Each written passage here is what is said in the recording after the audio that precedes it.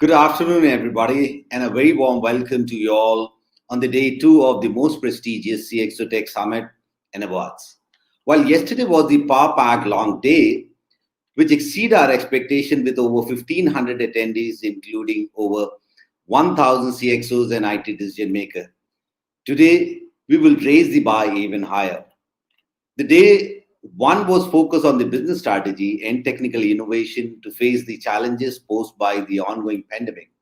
However, day two will be more on business strategy and technology intervention to exit the crisis and meet the evolving customer expectation in the post-COVID world.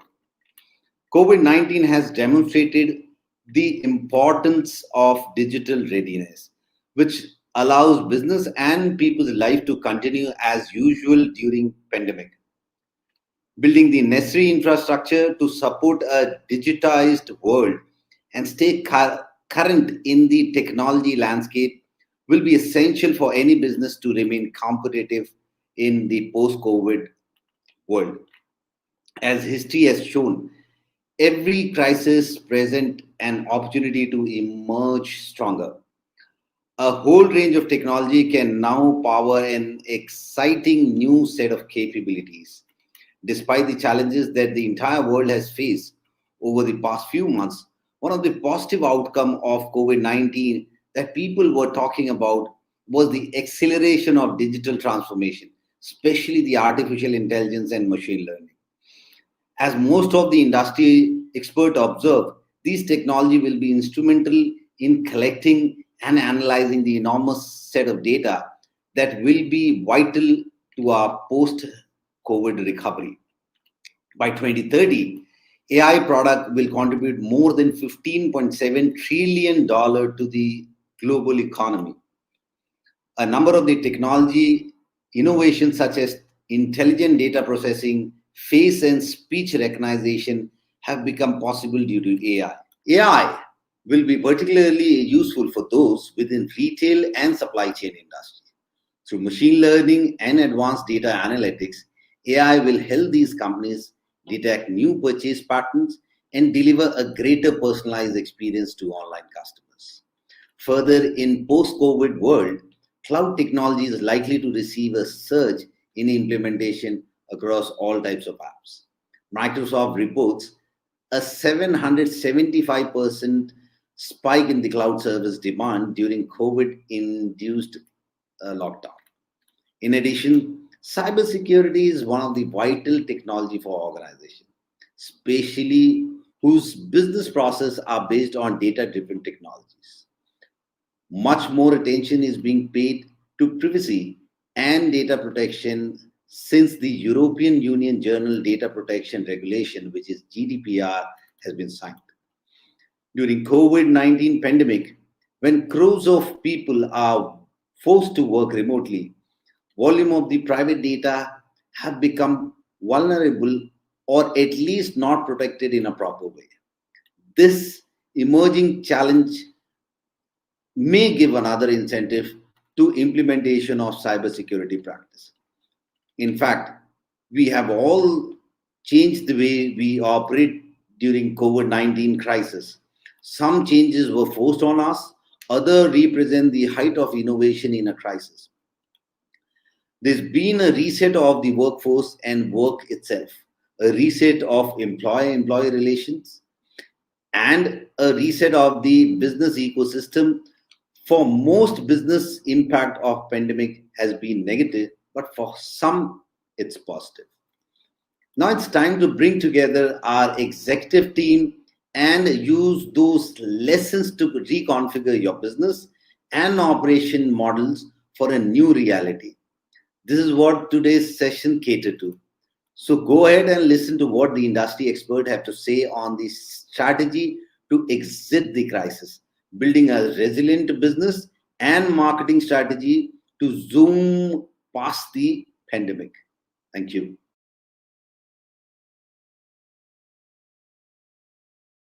Hello everyone.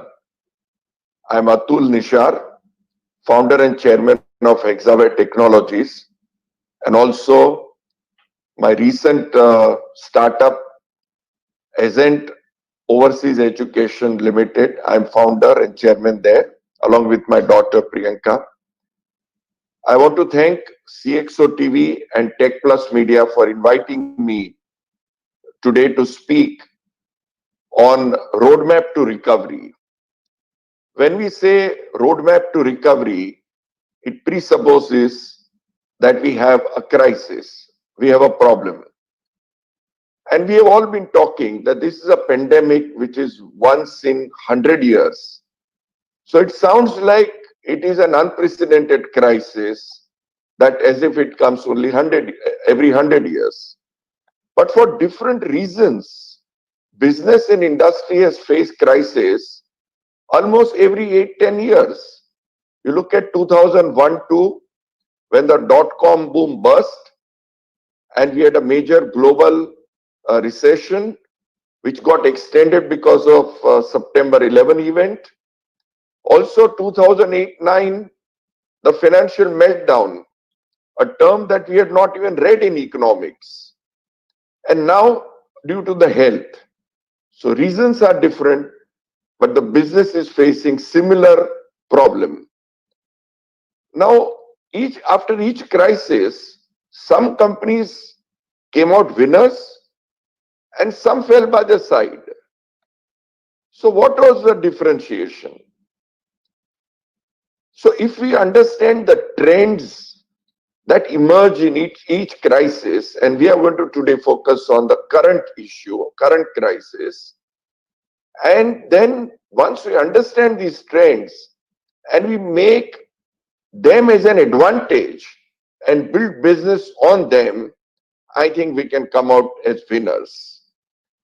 During last few months, as the president of TAI Mumbai, I have interacted with number of startups and the concern they are having due to the current fall in their revenue and the challenge in terms of liquidity.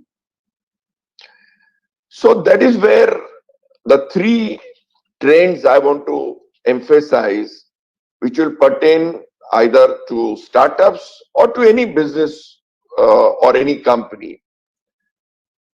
First is the digitalization, which has been there for last a few years, but it has got accelerated manyfold during last few months. And also it has led to a lot of innovation in digitalization. Secondly is work from home. A large number of people worldwide, in fact, the majority of employees worldwide are working from home. And the impact it creates on the way of working, on the technology, and on this.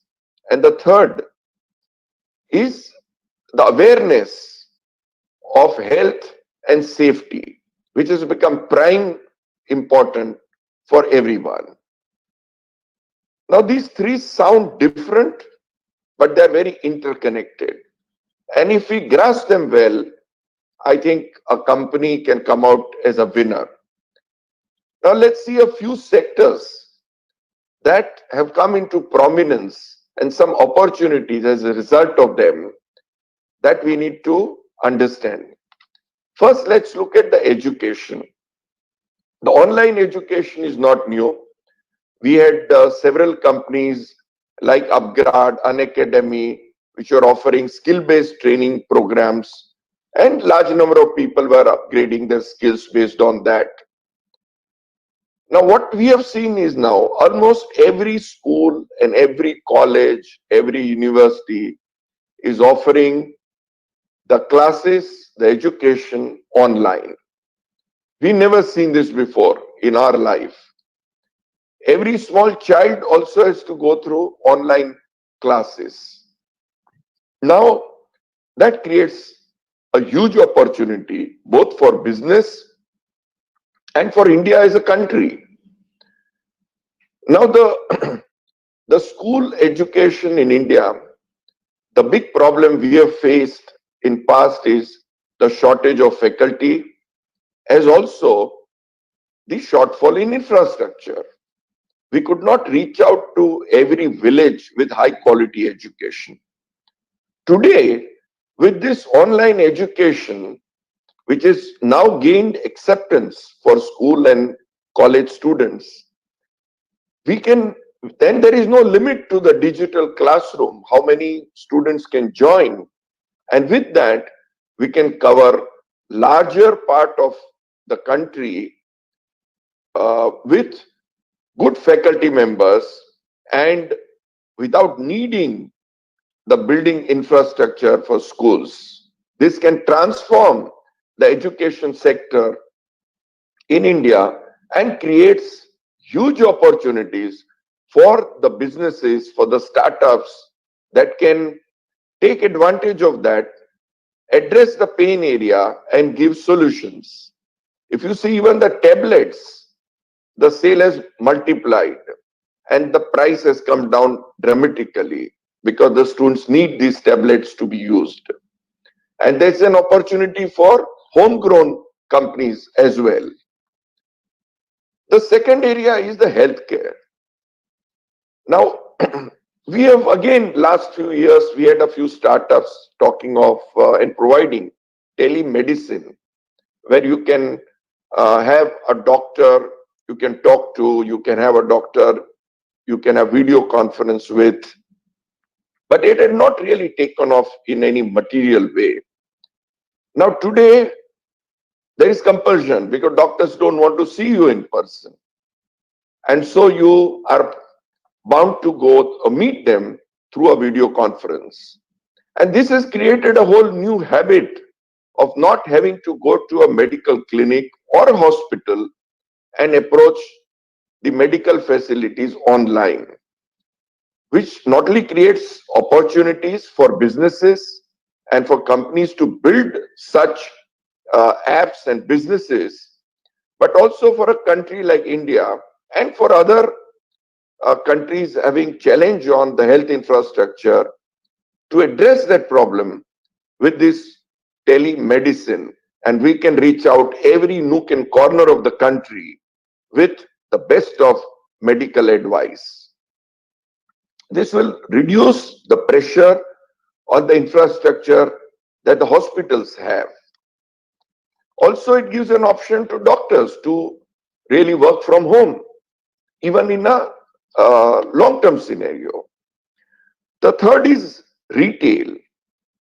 Now, retail business, again, we have had e-commerce companies, Amazon, Flipkart, the aggregators. But it's not just about these horizontal companies, but also plenty of vertical apps which have become popular. My own family business, the azafashions.com, saw dramatic improvement in the metrics that we were having pre-pandemic.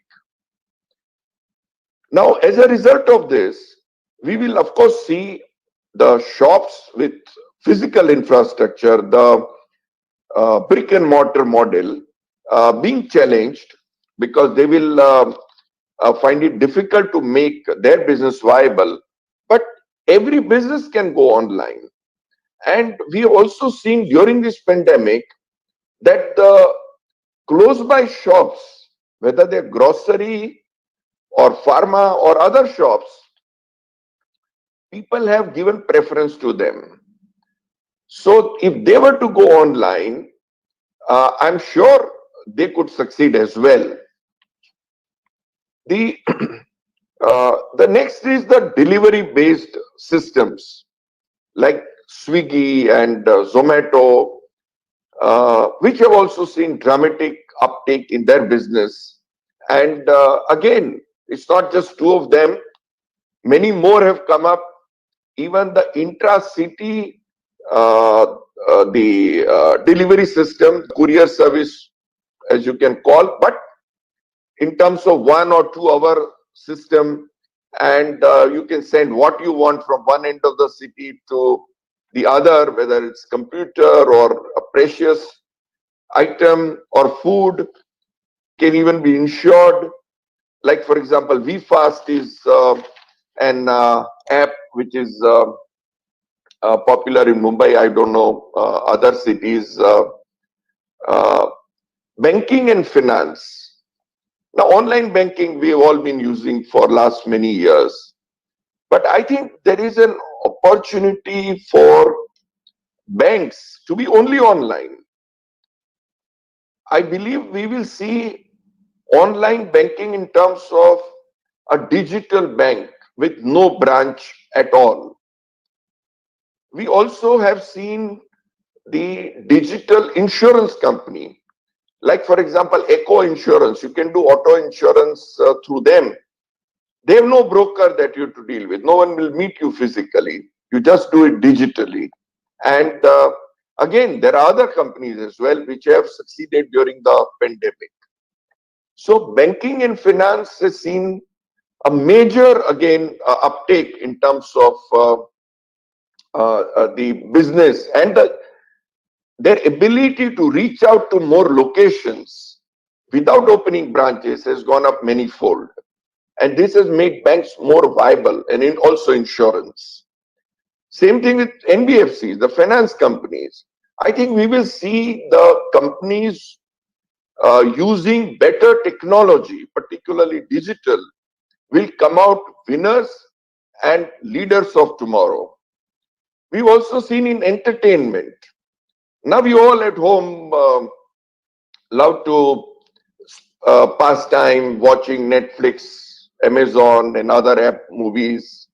But homegrown apps have also succeeded now, like Shimaru.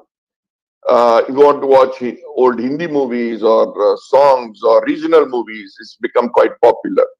So it's not just that it is an opportunity only for foreign companies or multinationals. A number of homegrown companies have come up as a result of these opportunities. Like, for example, the communication apps, like we are using one now while I'm talking, and Zoom multiplied its valuation manyfold on NASDAQ, and also Microsoft and Google, their apps became more popular. But also number of homegrown apps have come up. If you want to hold a conference or a large gathering, the exhibition, the number of offerings today that startups have come up with that are designed for such occasions and has created a whole new business opportunity.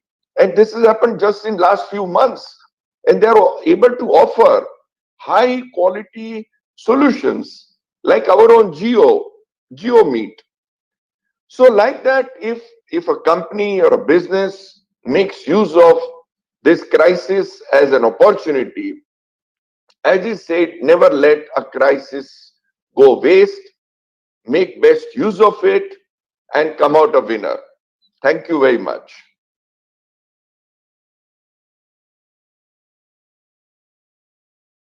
Hello, ladies and gentlemen.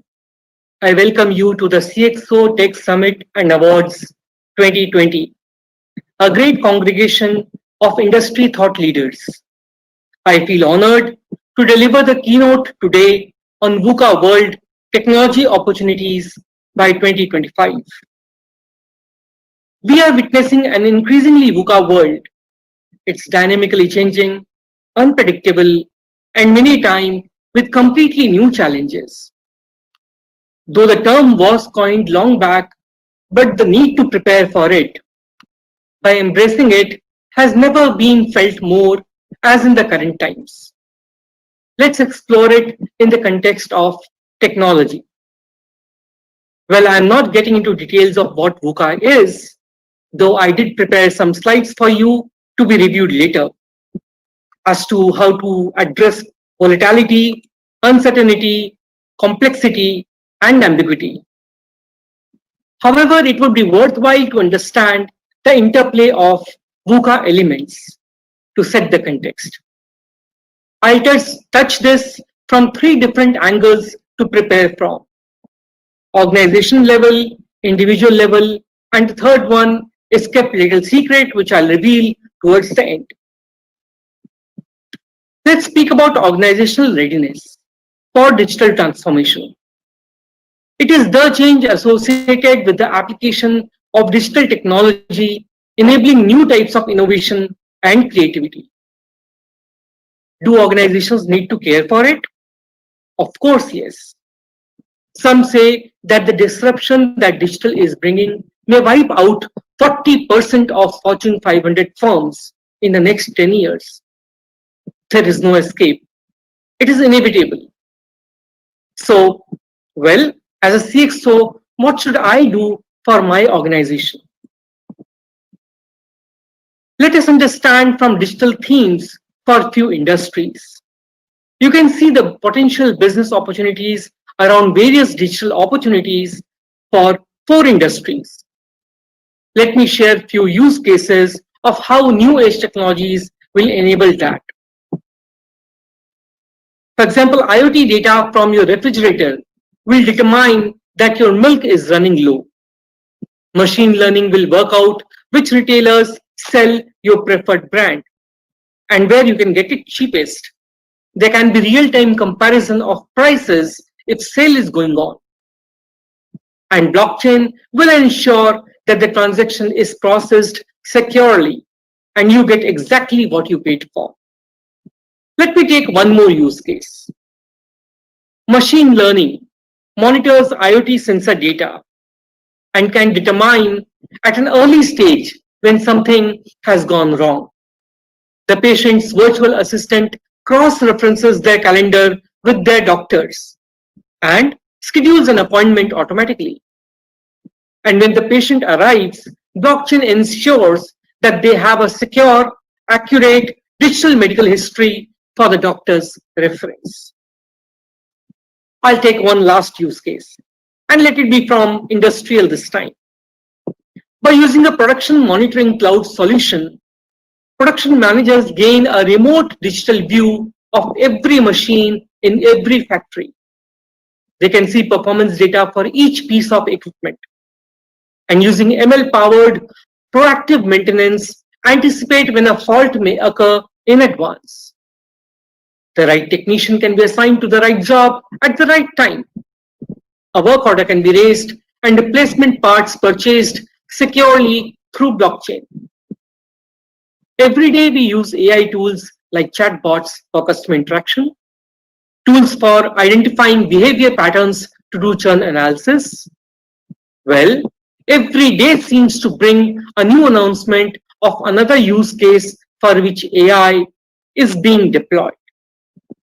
For example, piloting drone aircraft, analyzing soil to help farmers choose the best fertilizer mix, analyzing X-rays to help radiologists work more accurately. So what is digital transformation? Let me tell you in a jargon-free manner that what digital transformation really means. Information technology is no longer an enabling function, but becomes part of your vital business functions list. How people are rewarded and change in their KPIs. The new targets are around how much we learn from the customer, how many digital campaigns we activated, how many converted, and how fast can changes to the offerings happen in real time. Your reviews are around data points, metrics, and cool new features released within your unit. Excel is your new best friend.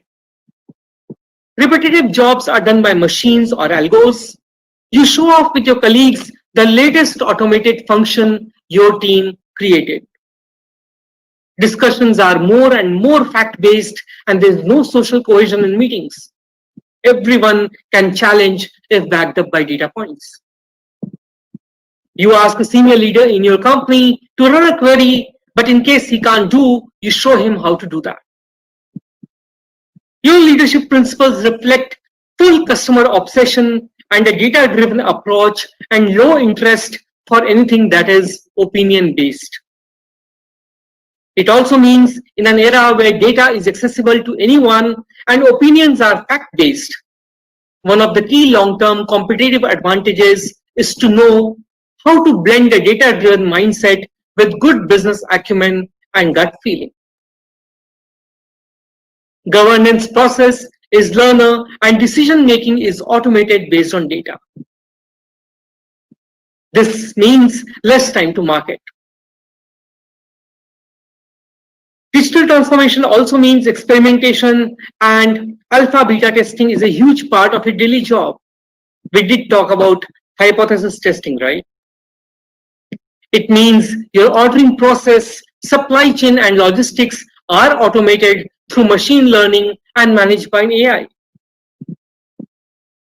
And slightly on the lighter vein, it means you get pretty annoyed when you realize two sets of tools don't get you the same output as the attribution methodology is different. And you realize that after 10 meetings with your senior executives. Well, you don't need to worry much. There are lots of new technologies to our rescue. And this is a time when the original consulting approach is getting turned upside down. We used to start consulting with a business problem and provide a technical solution to address it. Now, if you have knowledge of technical solutions being offered by new technologies, you can conceptualize and offer new business offerings. The practice team is able to churn out newer use cases for relevant industry or vertical. Every organization capable of exploiting these technologies will have a chance to create entirely new business models and develop innovative products and services for a new generation of consumers. You can see how the interplay of various new technologies is accelerating the pace of change. Internet of Things is a system of integrated computing devices, objects, and can transfer data over a network without human to human or human to computer interactions. Almost anything with a sensor on it, whether it's cars, machines in production plants, jet engines, oil drills, wearable devices, smartphones, tablets, and more. These things exchange data among them and work based on certain protocols. We use smart homes meters like Nest. We wear sensors with Fitbit, or we wear smart watches. And we live in smart cities using intelligent apps like Alexa, Siri, Google Assistant. Well, if I move on to the idea of blockchain or distributed ledger technology, it is to eliminate centralized ledgers and replace them with distributed ledgers. We have been using the blockchain, information recorded on blockchain for messengers, voting system, market predictions, storage platforms, games. Virtual reality generates sounds, realistic images, and other sensations that will leave you in a spectacular imaginary world. Augmented reality is used in enhancing and creating an imaginary world, for example, 3D movies, video games, as well as for training, flight simulators for pilots. Cognitive computing integrates with certain concepts in artificial intelligence, such as natural language processing or NLP, ML, reasoning, speech recognition, etc., that help in improving human decision making. The technology capabilities are available today to help you build the business of tomorrow. By 2025, we would see greater adoption of new technologies that would attempt to replicate the human feelings aspect that has been lacking in email or text messages.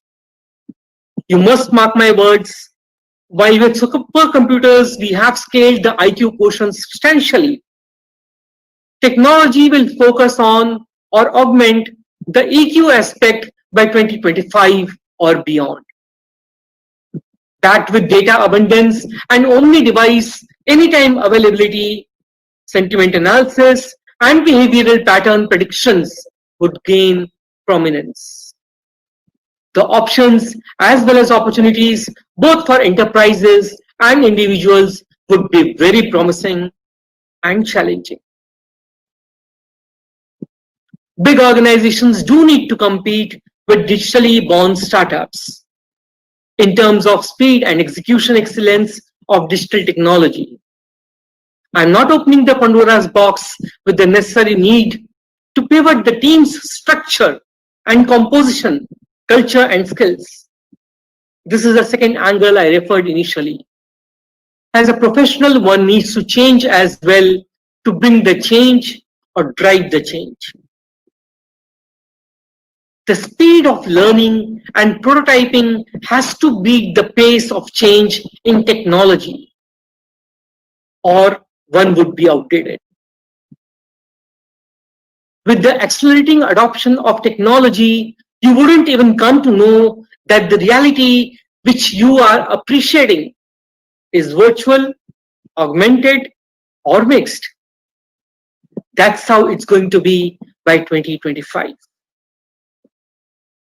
Again, for an individual level transition from VUCA towards betterment, I have appended few slides that you can download for your review later. We need to move from being fragile to agile.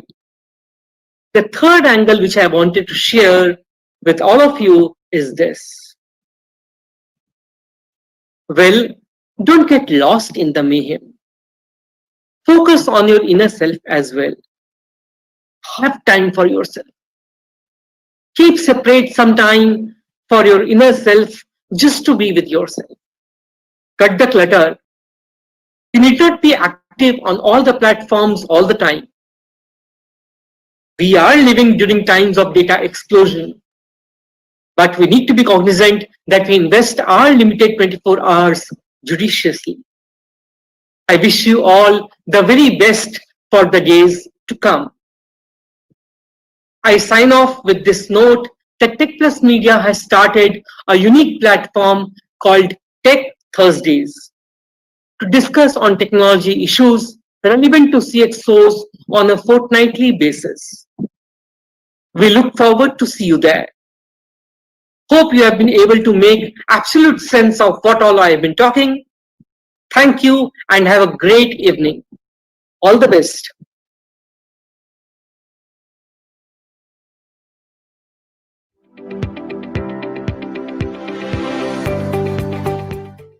Hi everyone, this is Kapil Marotra and I work for NCML as a group CTO.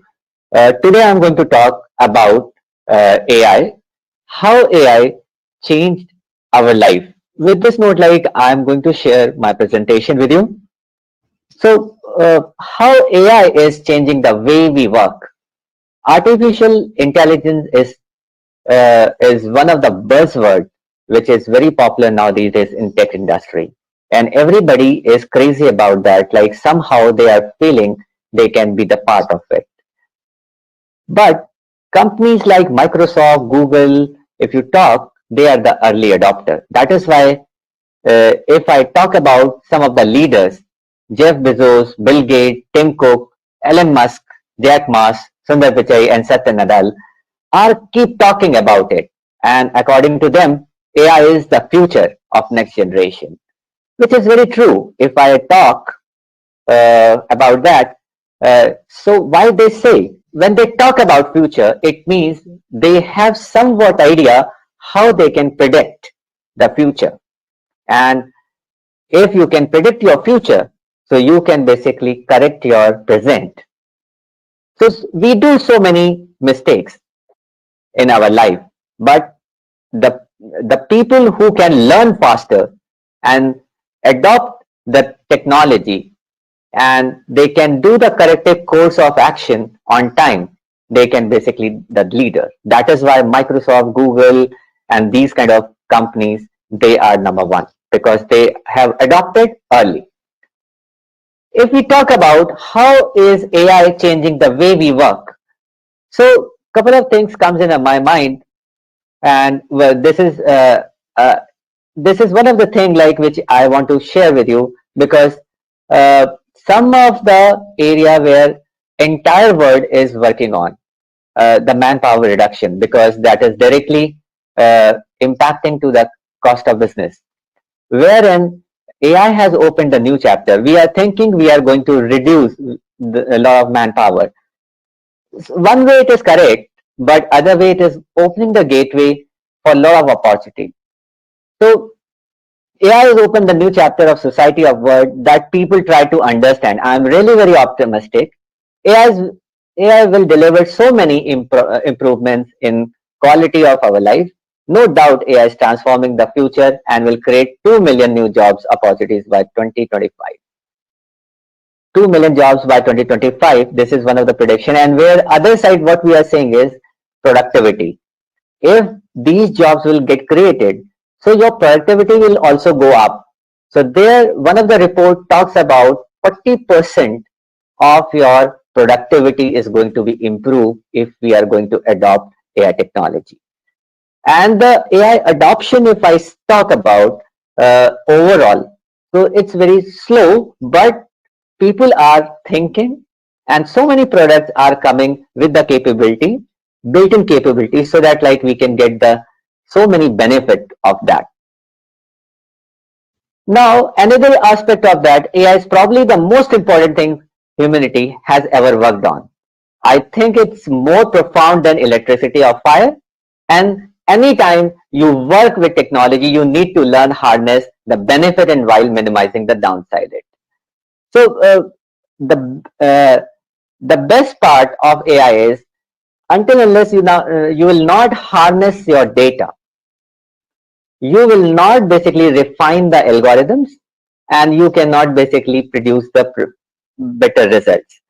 So you have to have, first of all, think about your algorithms. What exactly are you looking for? The more you experience, you can refine more, because it's not a day one job. You have to have basically work on the algorithm continuously. Otherwise, you cannot basically refine it. One of the popular case study which I want to talk about, which is Google.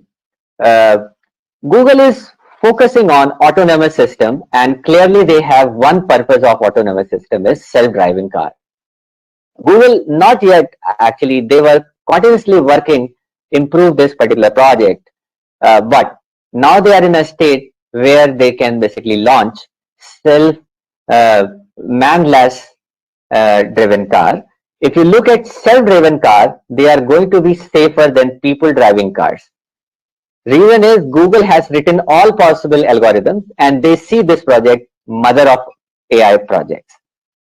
Why they say mother of AI projects? Reason is because they have put in a lot of effort for this project, and they are written algorithm at nth level, which can basically predict to the any accident, predict to the speed, predict to the anyone is crossing the road, right? That kind of algorithm, that kind of intelligence they have written there. So this was the Google's dream project, which is almost there actually. Now talk about another healthcare AI study, which is very clear actually. Healthcare has a highest need of it, and the best case study what I have seen ever is a healthcare. Reason is because most of the people want to know when they are going to get into the situation where they will caught by medical condition. Yes, what I'm talking, it's very sensible and very meaningful. Reason is everybody is concerned now these days. Everybody wants to know, like, is I'm going to have cancer or cataract, glaucoma, diabetes, retinopathy, all these things. And these things are really possible. Reason is because most of the hospital, they have your data, your information, not only yours, a similar kind of problems others may be having it. That data is available in their database, and they have written a very refined algorithm which can basically match the pattern what you have, and they can predict past experience analysis, so that you can easily come to know, okay, something is going to be happen with you, or maybe down the line 5 years. Now there are some tests available which can basically read your report and tell you when you are going to have the cancer in your life, as per your vital or parameter what you have. So many providers, they write prescription whenever anybody get into some condition, so they write prescription. And but so many doctors, they are not confident what prescription they have to give to the patient. But with the help of AI, even the predictions are also possible. AI can basically write the prescription for the providers, and which will be more accurate what doctors are writing. And they can basically prescribe you the drugs which will suit to you. That is another angle of it. So this kind of capability AI has, and this kind of capability is our future. Another very good example I like to give it to you, that is coronavirus. We all know about that, and there is a vaccination program going on to develop the vaccine for COVID-19. Uh, but everybody was worried about that when it is going to become.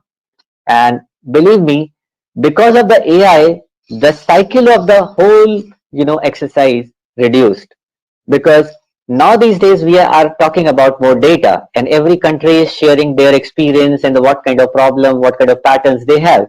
With this database, rich database, we are able to achieve and able to do the human trials in some of the stages. It's going on. So because of AI, this was made it possible. And believe me, this is a very complex biological system where this rich data is playing very vital role in biology and machine learning language. So this is one of the very recent case study which I'm talking for of AI. Moving on for the Amazon case study. Why Amazon is using AI and machine language? Amazon is not using AI and machine language now. They are using this particular system technology past few years. Reason is very clear, because they are doing the continuous improvement. They are learning and improving. They are learning and improving. The more you learn, you will get the experience. This is what they are trying to do actually. So they are focusing on the customer philosophy, wherein they are clearly focusing on what customer wants, how I can give the better experience to the customer. So if someone is basically hooking on Amazon.com, so immediately he should get to know, okay, what is my interest? That is what is experience they want to give. So product search result, and whenever you are searching anything, so it has to matches with your expected result, what you are expecting. You should not scroll through, or you should not navigate. You should get the exact. So the time of spent on that particular search, right, has to be reduced, and it should be relevant. So they do this kind of uh, uh, uh, this kind of mechanism to basically minimize the uh, search time, result time, or what product you are looking for. Second thing is better product recommendation. They can find out your interest by different channels, and they can recommend you the better products which exactly you are looking for, or maybe they will help you in searching those products. Another thing is forecasting for the inventory. It's a supply chain. The more you order, they have to maintain the inventory, so they want clear state of that.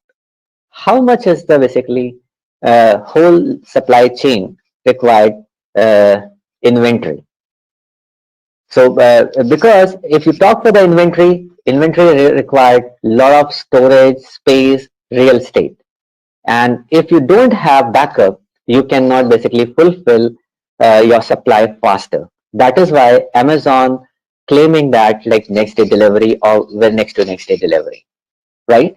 This is possible because they have the bigger storage and they have a bigger inventory cycle. So this is one of the my favorite case study. Another last case study which I want to talk about, Microsoft. Microsoft is fully functioning over an AI, by the way, and the focus area of the Microsoft is very clear: to develop new products which are in demand. And how they get to know? So they get to know they have a very specific target audience, wherein they hook up and they basically come to know what product they have to develop and what products they are in the demand. Let's take an example of a new game, video games. So Microsoft keep upgrading, keep launching too many video games. And this is one of the area where they are basically putting a lot of AI intelligence, and by that they are figuring out what kids are looking for. And accordingly, they basically creating interesting games for mental health improvement of kids, or maybe funny or entertaining games, what exactly kids are looking for. Similarly, if you talk for Azure Cognitive Services, Azure is completely having the back end of AI. It is very tightly coupled with that. Whatever database you are having on Azure platform, everything can be exposed with the help of AI. Everything, all kind of possible analysis you can do. And I myself did couple of AI-based cognitive services, and they were amazing. I mean, you being a CTO, CIO of the organization, you can walk to the business and talk in a length, like you can help being IT to improve the business. You can share your ideas with them with the help of this data. Speech or image recognition is another area where they are working hard. I mean, image recognition is not only just to basically OCR transformation or digitization sector. They're taking this to the healthcare and other areas as well. And speech recognition is another one. So many things, because just imagine you have a attempt to read something and you want to hear something. So there are so many texts or emails are coming important while driving. You cannot read those. So such kind of functionality they have given built in there. And most of the like aggregators like Microsoft, Oracle, and you talk for Google, everybody is basically in that space. And the advantage of that is like if you are not able to read anything immediately, put that particular text on a speech mode and you can hear. So there they are coming with a very innovative products, multiple collaborated innovative digital platforms. What does it mean? Most of the products what Microsoft has, they all are having AI built in. And Microsoft has a layer on the top of it, that's a BI layer, business intelligence layer. So all the product himself can collaborate. And not only Microsoft product can be collaborated to other products as well, because they have a capability. Another side Microsoft is very closely working on, that is cyber security. So it's a fully AI driven. So what they have done is like they have created a lot of algorithm which can basically hunt the threats, and they kill the threats as well. Not only hunt, kill by kill chain. Kill chain is a term which generally we use in the cybersecurity to predict and kill. Predict and kill. It means you must be having lot of algos running which can tell you may be going to be compromised because somebody scanned your system, or some ports are vulnerable, some IPs are vulnerable. So you have to predict it. And not only that, they hunt, they kill. So I will take another example which really gives you more perspective. If you compare human speech recognition with the computer speech recognition, the computer is much better. Reason is much accurate. That's why Microsoft moving towards AI.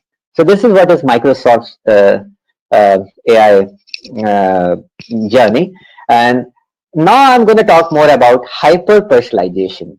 This word is very popular now these days, hyper personalization and AI driven business app. What does it mean? It allows the organization to know their customer better, but also provide the customer more flexibility in the products and services they can acquire.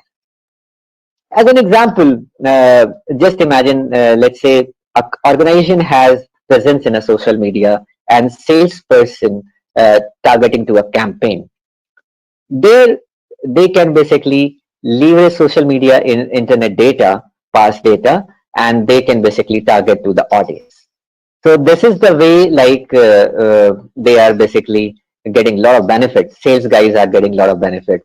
Earlier, they were working very closely. They were working on Excel. They were churning around all those Excel, and then what they were talking about. Okay, uh, I got a, let's say, 1 million data, and then how many people are basically close by? What is the age of that? Right? They are going little deeper, and then they are basically running that campaign, right? And they were wasting a lot of time. Here, everything is one click away. What? Because we have already data available.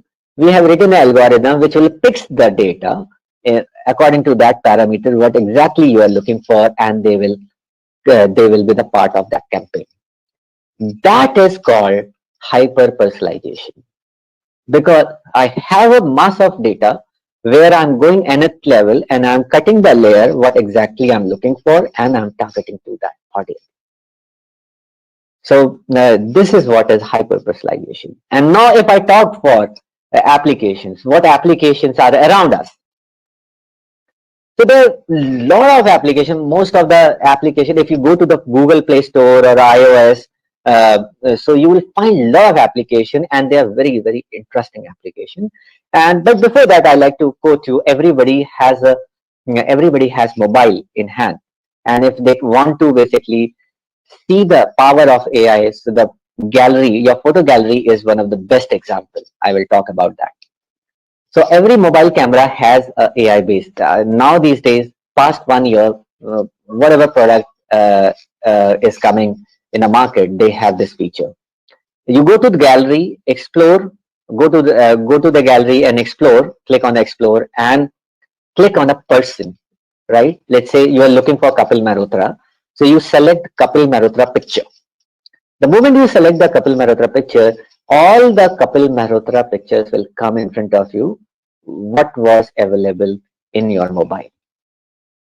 I repeat again, all the pictures will come there, which were belongs to Kapil Malhotra, right? It's very simple. How these photographs got tagged?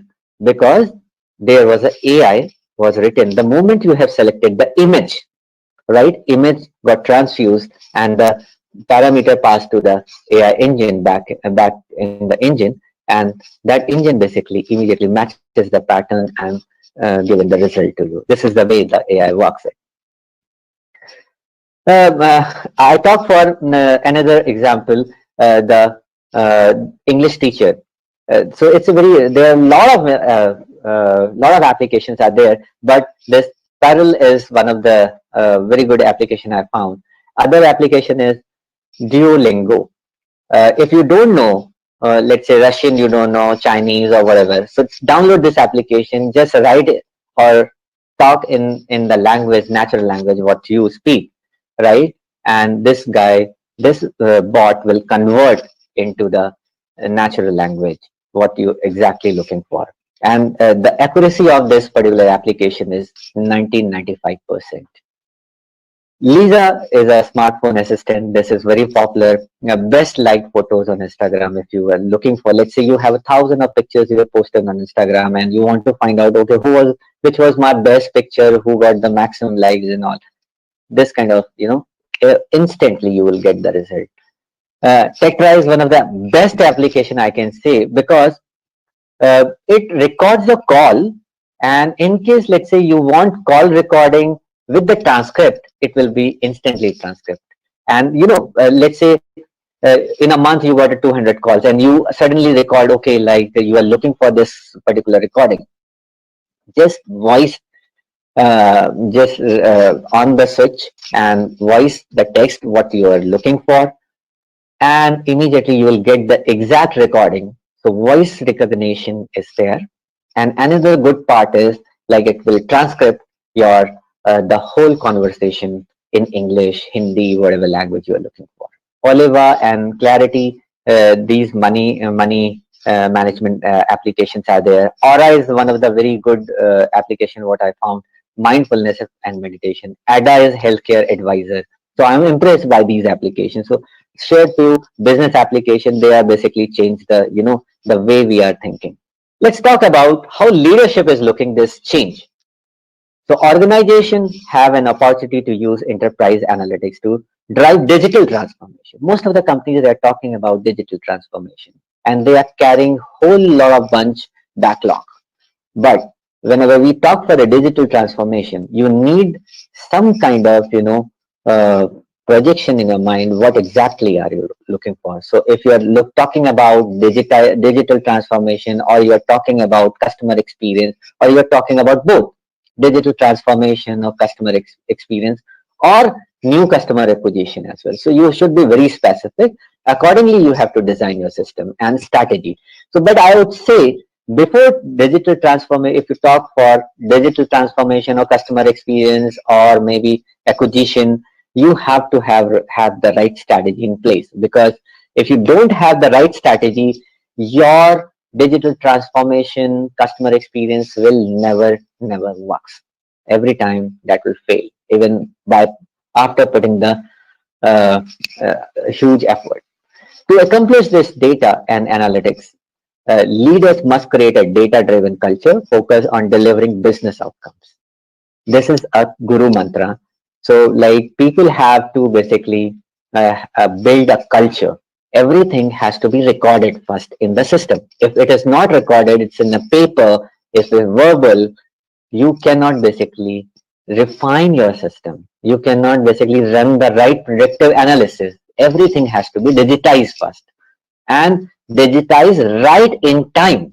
That is most important. If it is coming, let's say you are working on, let's say, uh, companies net promoter feedbacks. If it is not coming on time, then definitely that feedback will not add the value when you are running the exercise, right? So it has to has right in time. Another important area, tax audit. So now these days in India, everybody knows about the GST, e-invoicing, and the stuff. So like everything is a part of now the AI. So your text, audit, compliances, functions, everything is super tagged with the AI, and it will tell you when is the next date is due and how much you are compliant, what is not working for you, this kind of, and with the help of that, like supplier contract terms, and match them to goods and service delivery. Getting it? So that it's a whole chain, whole blockchain they have developed through the AI, which can tell you the exact delivered service delivered to the supplier. Another thing is, another primary area is the RPA function, which is very important for the finance, where they can automate your invoicing, voucher, general ledger, everything can be automated with the robotic process automation, and AI plays a very important role. So with all these things, not only this, there's a few of the example which I have taken, and leadership basically take a decision what is the next course of action is required. So this is my last slide, where I'm talking about cybersecurity, AI in cybersecurity. There are a lot of companies that develop cybersecurity application by using artificial intelligence, and they're talking and they're claiming post and pre-detection of cyber threats. The companies that started early focus on this domain started version more in very short time. Here are few examples. So in a inception, in the beginning, like I quoted that if you are early adopter, you will be the number one. It's like a Uber concept. It's like a Amazon concept. Similarly, AI in cybersecurity area is another big space, and where a lot of companies working on, they are focusing on, they are talking about, but there are only few companies successfully implemented. Reason is because whenever you are implementing, let's say I'm an organization, I'm taking a product, right? Product can tell me, okay, what all the external threats are available, but what all the internal threats are available. There you have to build your data, you have to build your algorithm. Until unless you not build it, you cannot get the result. So you feel always, I have taken the best product, but still that is no use. Why? Because you have not written the algorithm. So it's a science which you have to write it. So one of the company which I like to highlight, Dark Trace. Dark Trace is one of the big company they were early implementation. They did the early implementation in their product actually. And what they do actually, they test the anomalies. They test the anomalies and they tell you, okay, this is what is the network issue we have noticed, and they can alert you on time with the help of machine learning. Over the period, they have written a lot of algorithms and they have created a right set of data structure in the system with that capability, and they are leading in the world. Clients, the company that was founded in 2012, developed a product to prevent advanced level of cyber threat. The company is worth now 1 billion. So with this, these are the startups, and they have basically implemented. I'm not talking about the very big names. I'm talking about the early startups, and they did the miracle with the use of the AI. With this note, like, I will say thank you very much, and happy use of AI.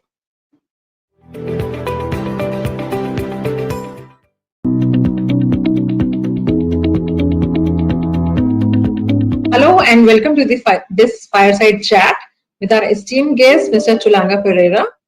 Mr. Chulanga Pereira is the Chief Information Officer, Daimler India Commercial Vehicles, based in Chennai, in India. Chulanga was promoted as the youngest executive in Daimler globally to serve as Chief Information Officer for Daimler India Commercial Vehicles, Chennai. Welcome, Mr. Pereira, to the fireside chat with the CXO TV.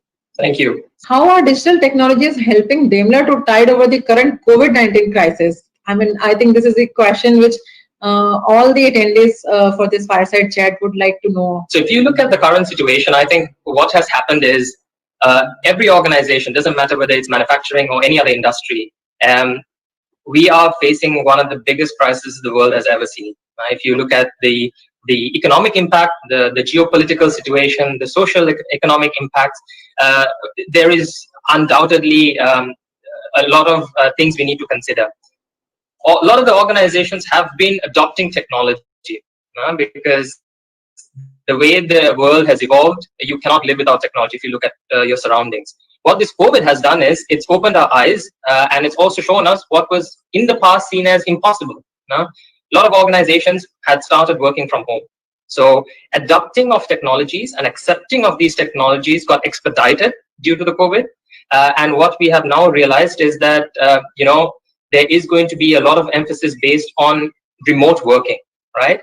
Or looking at e-commerce platforms, right? A lot of app-based solutions, right?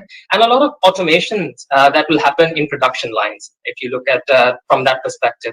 Because the way we look at it within Daimler is we want to make sure, one, the quality of our products are maintained, because that's what we stand for here.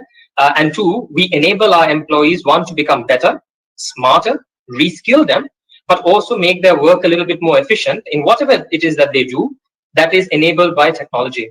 And the cherry on top of this entire cake is the analytics that we do, which is giving us a lot of insights. So I think the COVID scenario has shown us that even though we are not co-located, and there are a lot of activities that are not location dependent, which can help us still run the business and accept these technologies. So that is how at least I'm embracing it for my organization. And also we want to make sure that all our employees are very well enabled and equipped to reskill them to accept these technologies. Now, bringing technology is one thing, but if your organization does not have the capacity to accept it, then it becomes very difficult to see the benefits out. What do you think are the key pillars of your digitization strategy? So I look at it in a multifaceted way. There is no one key pillar that will make us all successful. And I think we have to first assess where each organization is and which part of our digitalization journey you're in. You need to have a strong foundation on in terms of infrastructure as well as skills. And also the appetite to adopt technology within the entire organization. On top of this, you need to have a sound strategy. Speed can be one, free and open source can be another, which we look at within Daimler. Cybersecurity is very important in today's day and age. COVID has shown that with a lot of people working remotely. And also then an ROI. We look at this from a very holistic perspective where we say a return on investment is very important. Any organization at this point in time with the current pandemic that's there, investments are cut off, right, or curtailed or deferred. Does that mean you should not invest? I believe that's not the right way to approach it. Investments have to be made now because that's when you will get a competitive advantage. So just making investments for the sake of it does not really reap benefits. Second thing is, we always say data is the new oil, and also building that on how can we utilize data better. One, we want to monetize the data we have. By monetizing, what I mean is, can we drive value internally through internal efficiencies with the data we have? Can we make business decisions based on data? And two, we want to connect everything. So we call this the connected X strategy, where we go to the extent of connecting even tools. We have wearables which are giving insights onto how we work on a day-to-day basis. Our tools are connected, our machines are connected, and of course our trucks and buses are also now connected. So with a large amount of data, this is one key pillar: connecting everything, analyzing it with data, looking at an ROI, and also the most important thing is reskilling your people and educating them to embrace technology, because without this, digitalization will become, one siloed approach. When each and every individual is contributing, that is when it will flourish. So with the foundation, if you have these key pillars, I think then any organization will flourish. Absolutely. As rightly said, that for the foundation, it is really important that we should have that infrastructure, and then we should have a mindset of adopting that. And as you said, that there has to be a skilling also. Not just the COVID-19 and lockdown challenges, but how can digitization help address the slowdown challenges through optimizing processes and enabling solutions to work more efficiently? If you can share some insights on this. Within Daimler India, we last year and the years before, we've been talking a lot about paperless. How can we contribute a little bit more to the environment? And this has, again, a lot of benefits. It's not just the reduction of paper, but also the efficiency and the insights we get to the data that we collect. When it's in paper, analyzing this becomes very difficult. So if you look at it from that aspect, automating, even in using simple RPA, robotic process automation, became sort of a day-to-day task for my department. And we look at any and all processes that we can automate, any and all ways in which we can reduce paper and become a paperless factory, and then tie this all with advanced analytics, right? How can we use this analytics to make sure that we supplement the business to drive business decisions? But the one last point here is, you can do all three of these things, but what is important is if you don't think about sustainability. So I believe, and what we are going to implement in India is a sustainable model where we have trained the trainer, one, to achieve more speed, and two, have champions in each of the departments. So for example, to one, educate our employees a little bit more, because everyone is interested in learning about cutting edge technology, right? So we train the trainer, for example, dashboard creation, right? So that they can automate even the simple processes and will not have to depend on a central IT team to do it for them, right? So they create their own BI, dashboards, and then they automate simple things, and that makes them more efficient. And we get speed, because then it's a multi-vector approach rather than us taking one department at a time.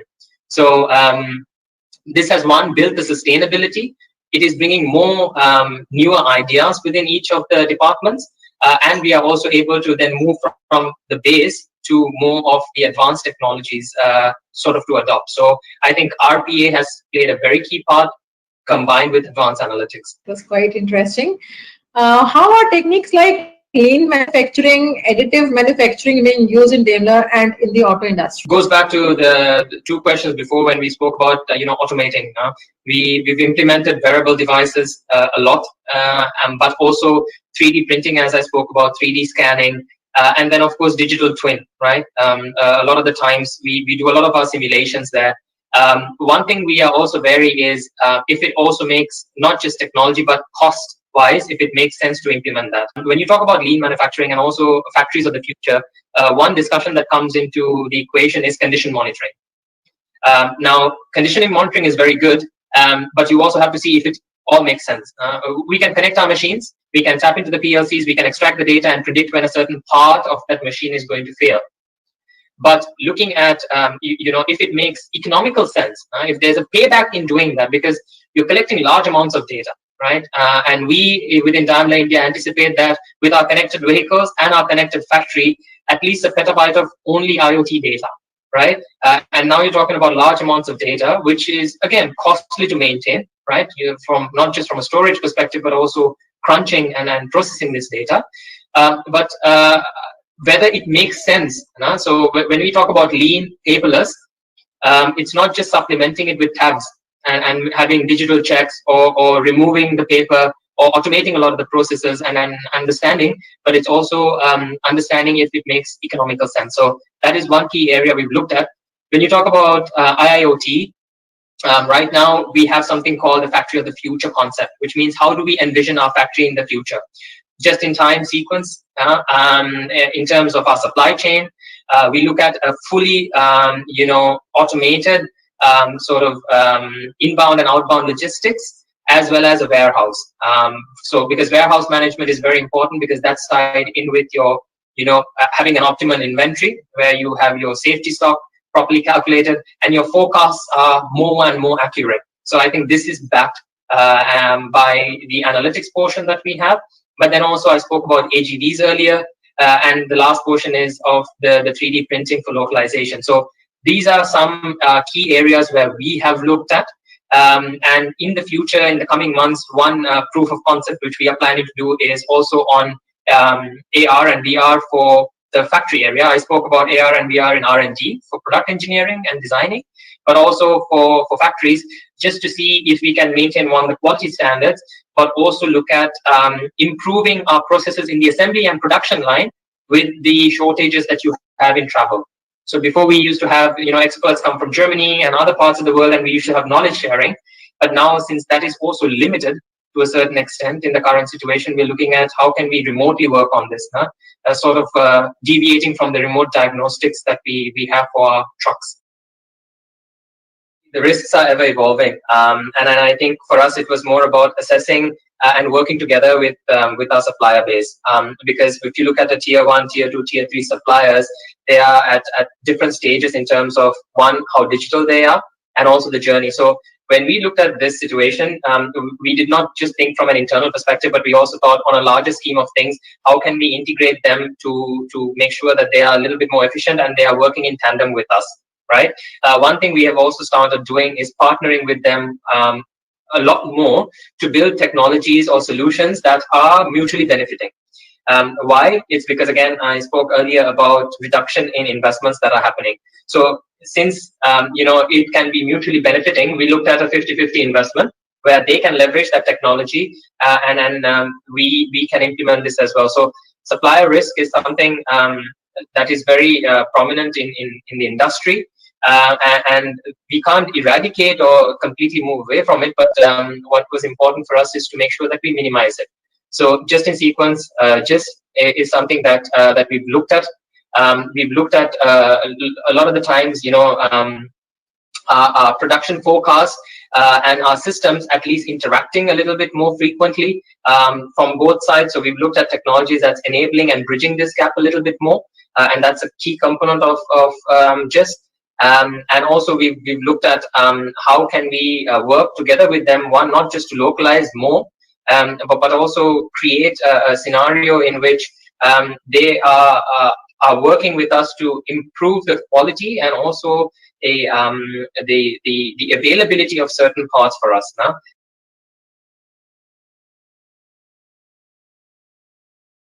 This again has to go step by step. When we look at automating our reporting, there are a few things. One is the awareness we create, first of all. And for me, having reports or dashboards where you plug in your Excel sheets into BI in terms of, let's say, Tableau or Power BI dashboards is not going to give you all the benefits you're looking for. That'll just visualize your data better and still give you the same. So when you look at it from a UI UX perspective, or you look at dashboards for management purposes, we want to tag this a little bit with analytics. And in order to do that, one, we have started making sure our data is clean. We need to have clean data. And we build automated data pipelines that's going to give us accurate data on a day-to-day basis. Because again, the way the world is moving, knowing what has happened is only going to help us so much. We're moving into a world where prediction is based is giving us basis on running businesses. So the way we look at our dashboards is, can it give us some sort of description? Can it predict and be prescriptive at a certain stage? And in order to do that, we wanted to make sure our data is stored in a central location. So we have a whole data lake concept. One, the data is clean, so that it's not garbage in, garbage out. And then the dashboards, for me or for us within India, are beneficial. So we've moved away from just automating Excel sheets or standalone data sources, because that for us is just a better visualization of data we already have. So we've gone a little bit further, and we are already starting to see a lot of benefits out of that. But again, as I mentioned earlier, this journey is just starting, and we have to see now, with more and more data that we get, how can these KPIs really add value in the future. That was quite insightful. Thank you so much for joining with us at CXO TV, Mr. Pereira, and stay safe and take care.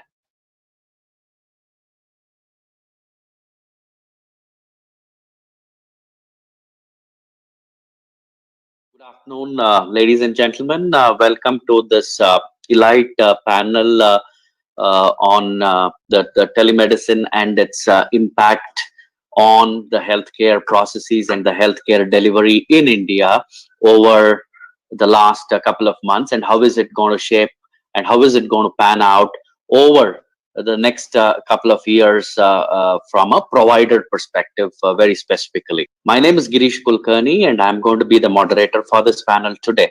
I'm basically a health IT CIO, worked with multiple healthcare providers across the country. I'm also the chairperson for the Board of Trustees for Chime in India. I am also the joint secretary for the CIO Club as a part of the governing body, and I'm based out of Bangalore. Currently working with multiple initiatives from a hospital provider's perspective, working with a few startups in terms of mentoring them in their businesses. And yeah, whenever I have time, get to catch up with the elite company like my co-panelists to get their views, get their thoughts, and also to share experiences of how and what they have been doing in their businesses. This is a quick brief about myself.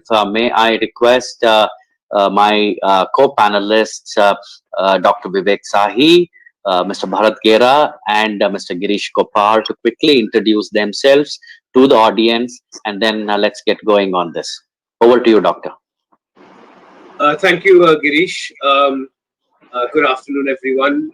My name is Dr. Vivek Sahi. I am a clinician by profession and training. I also possess a master's degree in hospital management. I have been working in healthcare IT for the last 14 plus years now, and I've done various projects across various different continents, spanning the length and breadth of healthcare linked to information technology.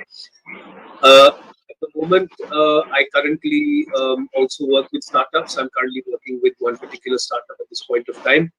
And I also am on the board of HIMSS India, and I'm leading the HIMSS India telemedicine committee. Bharat Gera, my last assignment was as the General Manager IT at St. John's Medical College. And earlier to that, I've been in healthcare for 2 decades, been working with several hospitals. Also spent about a decade working in the United States with various companies that's related to healthcare. Now, in the last year, I've been focusing on how to work together with the healthcare ecosystem. I've been working in different capacities as a volunteer with the TH India, as well as with Telemedicine Society of India and the Step One project. During the COVID times, I've been spending a lot of time as a volunteer. It's been a great experience. Looking forward to the discussion. Thank you. Yeah, hi. Good afternoon, everyone. One is thanks Anuj and team for this opportunity. Myself, Girish Kopar, having experience of more than a decade in this healthcare IT. Currently, I have the IT for Workard Hospital. Also, I am on the board of Chime India and as a committee member. and look forward. Fantastic. My pleasure to interact with each one of you and to welcome each one of you onto this elite panel. Quick start to this. We have had a major set of changes which have happened, and a lot of initiatives which otherwise would have taken its own time to get done have been hastened through, and we've now seen that. So the first step was the opening of the telemedicine practices, which was done by the Government of India, Ministry of Health and Family Welfare, on the 25th of March, and that really opened a tremendous amount of opportunity, and each one of us have been in various capacities associated with this movement.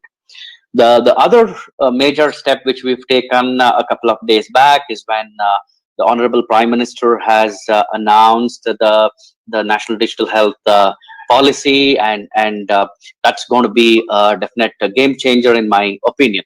However, today we would focus primarily on the telemedicine part of it, and speak about it for the benefit of all our audience and our delegates on these sessions. And we're going to be very particular about trying to be within the framework of telemedicine. Let's not dwell too much as a group outside that. Is something which I would request, though each one of you would have been associated with the other set of programs and policies which the government has initiated. Right now, to begin with, this is one question I would want to start with each one of you. We could take the lead and then go in a sequence here. And my question to you all is, the pandemic actually opened the Pandora's box and opened a lot of opportunities. Some people say it's the good, the bad, and the ugly, which has happened to healthcare industry and to healthcare providers, not just in India but globally. So in this situation, how do you, each one of you, see the evolution of digital health, which was probably about 4 or 5 years old in the healthcare businesses, actually leapfrogging and then moving in a very fast pace over the next 1, 2, and 3 years? It's interesting to note, that you've said, the pandemic has opened up Pandora's box. Yes, of course it has. However, if I look back in time, and if we look back at digital healthcare in general, okay, I would say that it has been around for quite some time. It's not something that is 2 or 3 years old. It has been there for I would say at least for the last 16, 17 years, if not more, in India at this point. Of course, it started off with digitization of the billing piece for healthcare providers, then went on to registration, and then supply chain, and so on and so forth for providers and in hospitals. So if we are saying that COVID has hastened it, I would not say it has hastened it in its entirety. I would say certain aspects of digital health have fast tracked, let me put it that way, ever since the pandemic opened. If we now talk specifically about telemedicine as an example, telemedicine, again, as all of you are aware, has been around for quite a long time. I can cite instances of telemedicine that have been happening since the 80s, maybe not in India, but in other countries. But if we talk about India, it's been around for quite some time. There have been people practicing it in some form or the other, and it had been a very fragmented practice in the past. With the commencement of the pandemic and everything that it has brought to it, and the conditions with regards to social distancing and protection, it is something that the providers have realized that it's more of a necessity than something that they want to do, and they had no choice but to accept it and transform to it and start using it. And that is what has led to, depending upon which reports you read, across the globe in the last 6 months, teleconsults have gone up by 500 to 600%, which is phenomenal. Although it's not a nice thing to say, but those of us who are working in the telemedicine space and even in the digital health space. Right. So where do you see us heading over the next, let's say, 1 or 2 years on the digital space? I think it's only a matter of time when we catch up with our counterparts in the West. With the Prime Minister on the 15th of August announcing, the National Digital Initiative, that means that the government is very, very serious about doing this now, as opposed to just talk. Now they really want to do something. Having a unique ID for each Indian citizen, healthcare ID for each citizen in this country is going to be a huge task. However, we have seen in the past the governments have managed to do Aadhaar, and according to me, in my opinion, I think they've done a pretty decent job about it. So I think if they've already proved once that they can do it with something like Aadhaar, I'm sure that they can do it with giving a unique health ID to all its citizens in India. Over and above that, what telehealth has also done is it's opened up other areas where government and government agencies have been dragging their feet. One example I would like to say is e-prescribing. Okay.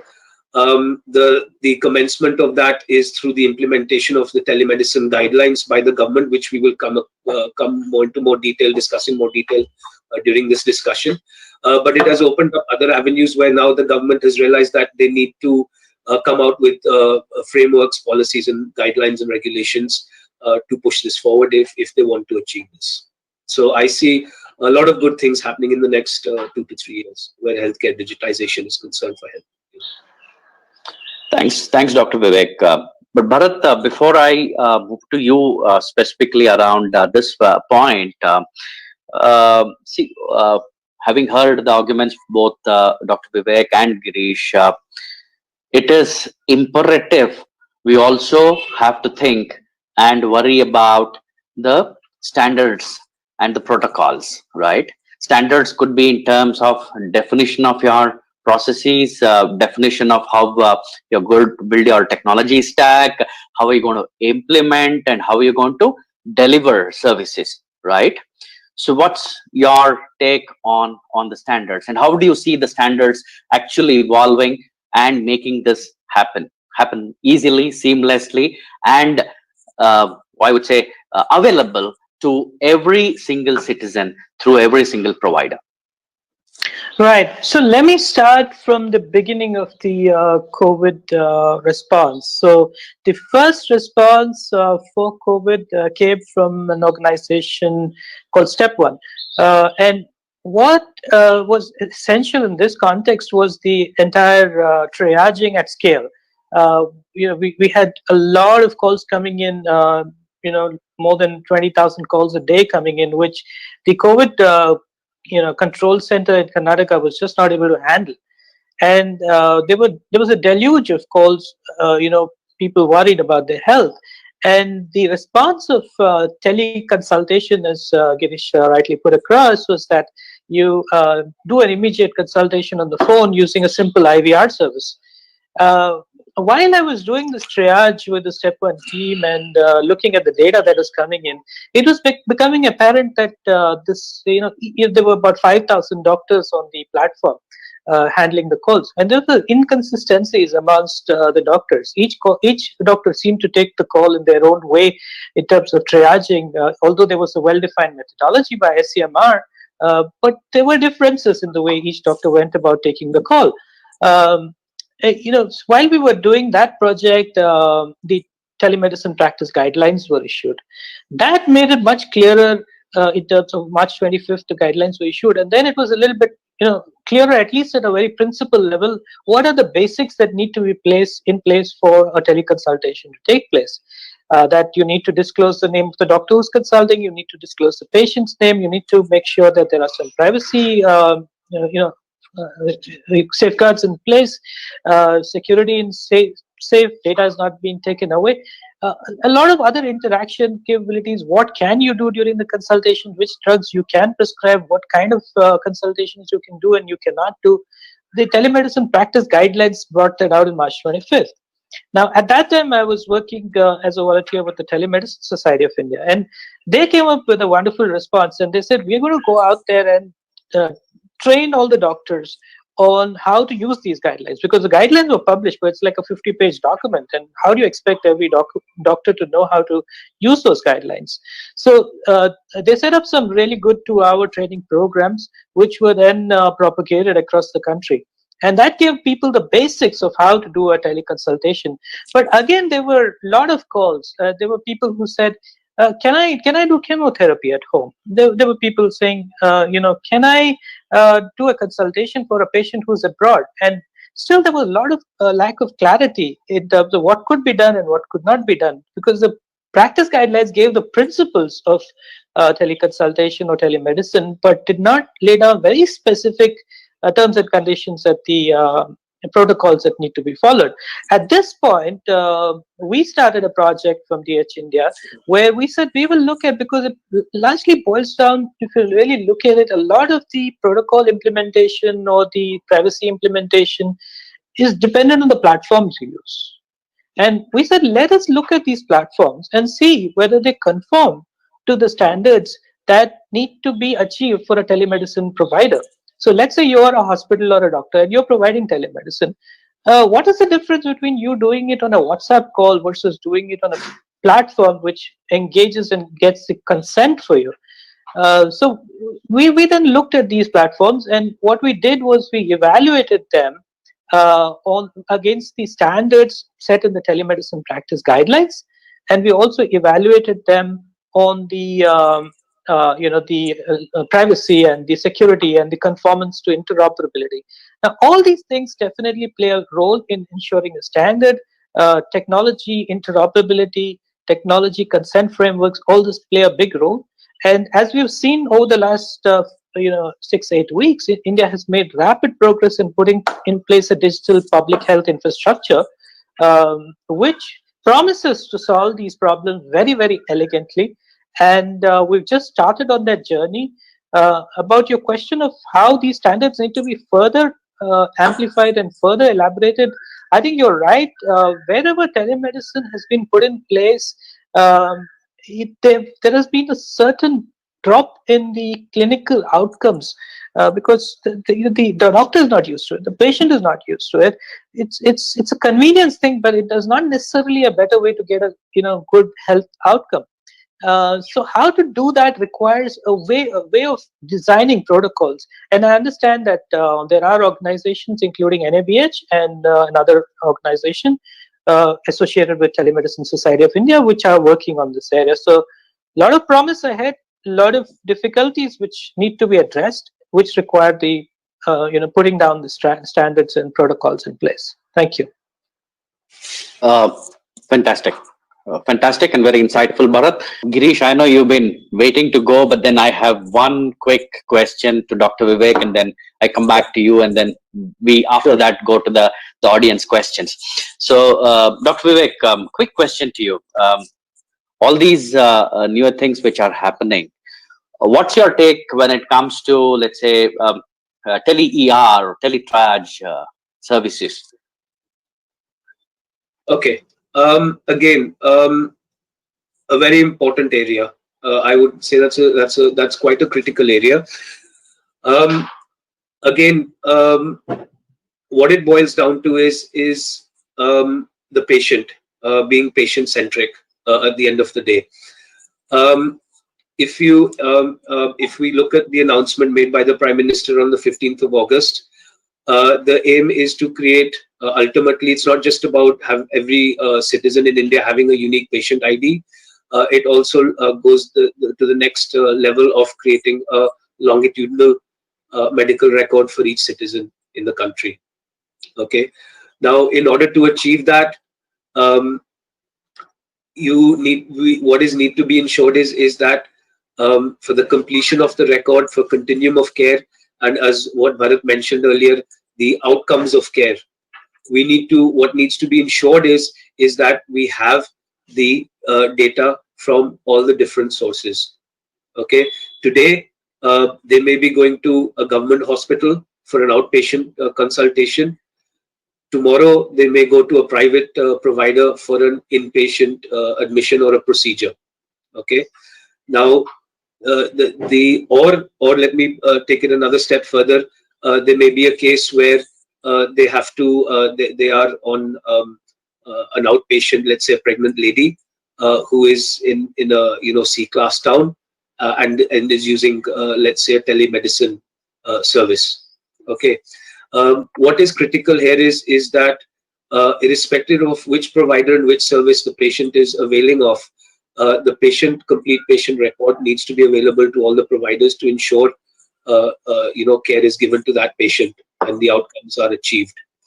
And for that, the golden word is, which we are all very well aware of, is interoperability. Okay. I'd like to just cite two examples here in terms of in terms of the things that I've just said.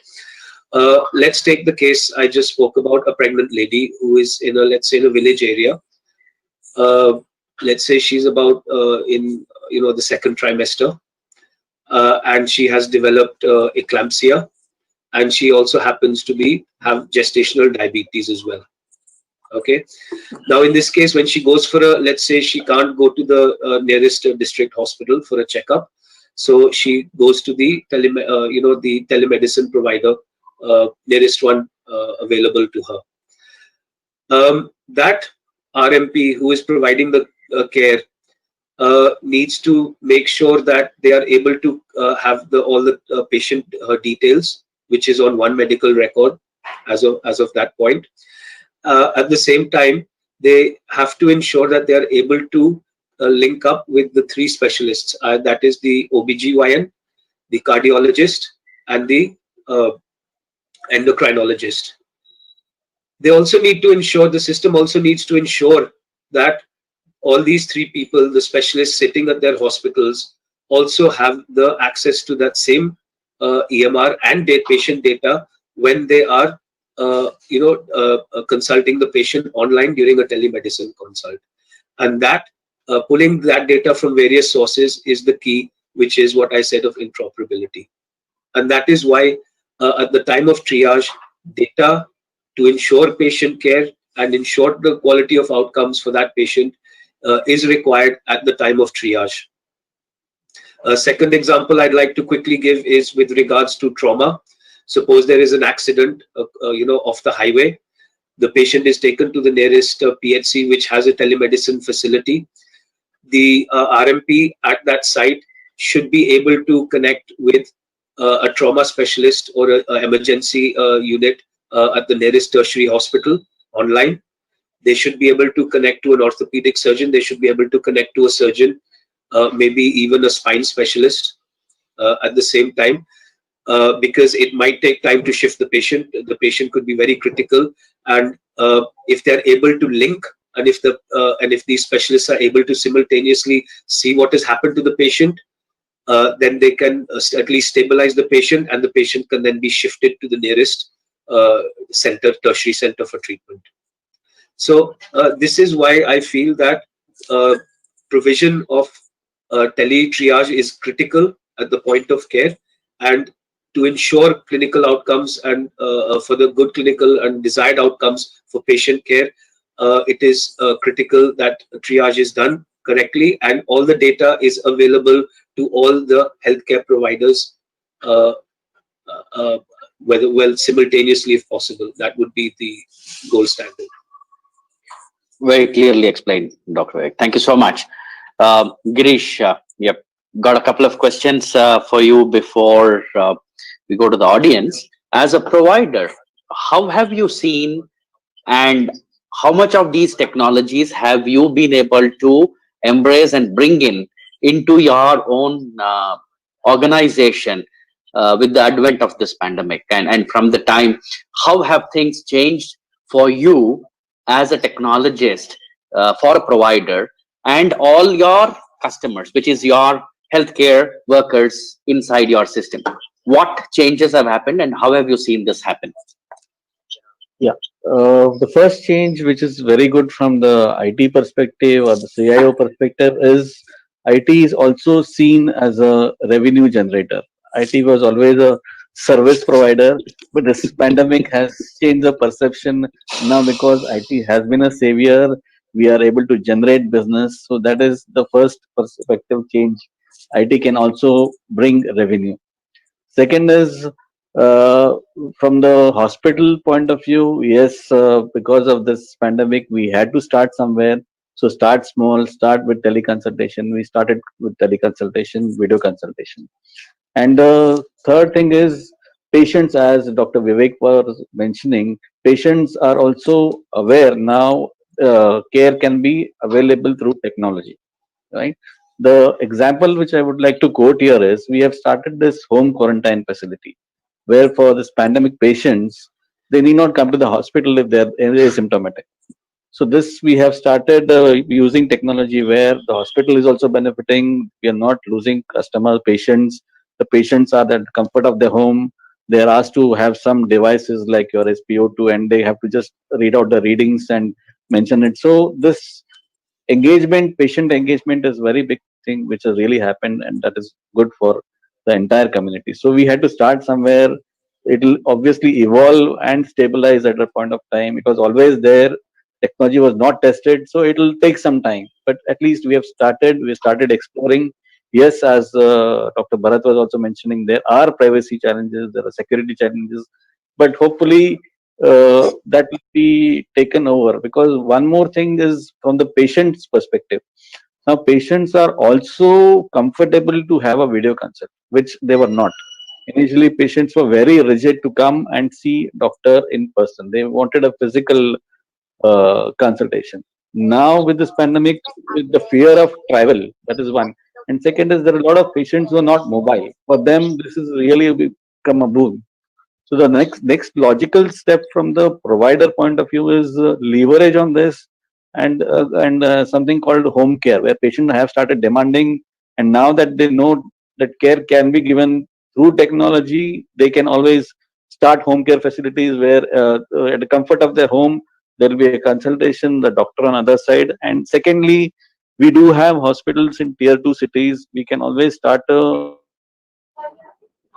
satellite clinics where the rural population can be tapped. So these are the initiatives what we are planning this in the pipeline. Thanks, Girish. Thanks, pretty insightful. I think we will possibly look at a couple of audience questions. I'm not too sure how many are there. Just give me a minute. I'm opening my window, and yeah, there are about 4 or 5. But let me just probably pick up a few very relevant ones for our discussion. Just a second. Please be online. I'm just trying to read through all the questions, and yep. I mean, any one of you or all of you can give me your take on this. But one of the question is, sir, what is I'm reading it quote and unquote. So, what are the business models of telehealth platforms? Is it digital only? Is it digital first?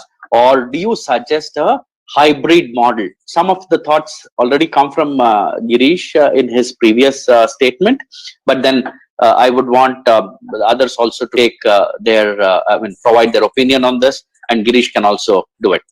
Yours, gentlemen. Yeah, I'll take this one. The way I see it is that, we're talking about telemedicine as a catch-all term, but everybody sees the elephant differently depending on where they're, which part they're holding, which which really means that there are going to be different interpretations of how to go about it, and the entire ecosystem is going to be disrupted. Now, who's going to be able to get more traction out of this change? Is it going to be people who come in, like you said, with a digital only model? I mean, they don't have any hospital, they don't have any facilities, they just bring like Uber drivers, they bring the doctors on board. And then you have people who are doing digital first, but they have facilities or the ability to provide a home care service. They have the physical part as well. And then lastly, you have the ones who have largely physical services and the capabilities, but they also enable themselves to become digital. Now, which of these business models will get more benefit out of this change? The first look, it seems like the digital only guys will benefit because they will acquire a lot of customers and they will be able to capture attention, and their abilities to do this will be higher in terms of the experience they provide. But healthcare is largely about the physical service at the end of the day, because even after a triage is done or a consultation is done, if there's a follow-up investigation or there's a follow-up consultation, you'll still have to go to a physical facility. So my take is that there will be a new class of providers, and I don't think they will be purely physical and they'll not be purely digital either. So I would bet on the guys who are digital first and back it up with a solid physical service at home. Thank you so much. Appreciate. Two very, very last specific pointed questions. If this, when I say this as in telemedicine and the initiatives, is going to be a bubble to burst, will it still carry the same euphoria and the momentum once the pandemic gets downgraded to endemic, maybe in the next couple of months or the next year? What happens to all that we've spoken, all that we've seen happening in the last 6 months in terms of moving out virtually to where the patient is than getting the patient to come where you are? Your Right. take, gentlemen. So let's look at the geographies where some amount of opening up has already happened. What the news has been filtering in is that post the pandemic, during the pandemic phase in those countries, the telemedicine went up from like 2%, 3% to sub 10% to about 60%, right up to 90% in some of the countries. Post the opening up of the healthcare facilities, they dropped down considerably. From say 90 to 60 and from 60 to 40, but they never went back to 3%, and they probably will never go back to 3%, because once the doctor and the patient have tasted the success of telemedicine, like I'll just quote a personal example. I know somebody who was able to get a diagnosis of Zooster online. This person is going to continue to use it, and so is the doctor who's done the diagnosis and given the prescription, because they know it worked. So similarly, they're going to be a good percentage. My bet is 15-20% even after the pandemic will continue. My last question to each one of you. I've got a couple of people who've been asking for this. 2-3 of them have asked, where can we actually find a comparative between platforms which we should look at adoption from a telemedicine, teleconsult perspective? Now, I'm asking this question to all of you because I know you've been involved in setting up of the telemedicine registry, and a lot of effort, a lot of time spent on evaluating platforms, products, classifying them. So where do you think as a delegate or an audience, somebody wants to start their telemedicine, teleconsult journey, what is it that they need to look at, and where can they get more information about all the platforms and the providers there? Bharat, you want to take that? Yeah, sure. So when we started the telemed registry, the objective was to do exactly what you're saying, give the healthcare providers a choice of platforms that they could use to deliver safe, secure, and comprehensive telemedicine. What we have been able to do now is at least get them a choice to go to this website and see what all is available. So you go to the website, you can see under each category what are the choices of platforms. And over that, we have evaluated these platforms. Dr. Vivek and Girish both have been members of these evaluation panels, where we have evaluated these platforms and scored them in the expert panel's views of where they stand in terms of compliance and standards, where they stand in terms of the experience that they give to the doctor and the patient, and the convenience of flexibility of the processes. So this would be a good place to start. You can choose the category you want to look at, like tele-ICU or teleconsultation or remote patient monitoring or even specialized services. These are the 4 categories. Under those categories, you can look at who's available, and the ones that are evaluated, you can get a detailed report on it. Other than that, we also have a preliminary report which guides you on the roadmap to go in the journey, and starts with the telemedicine part of it, telehealth, and then the virtual care.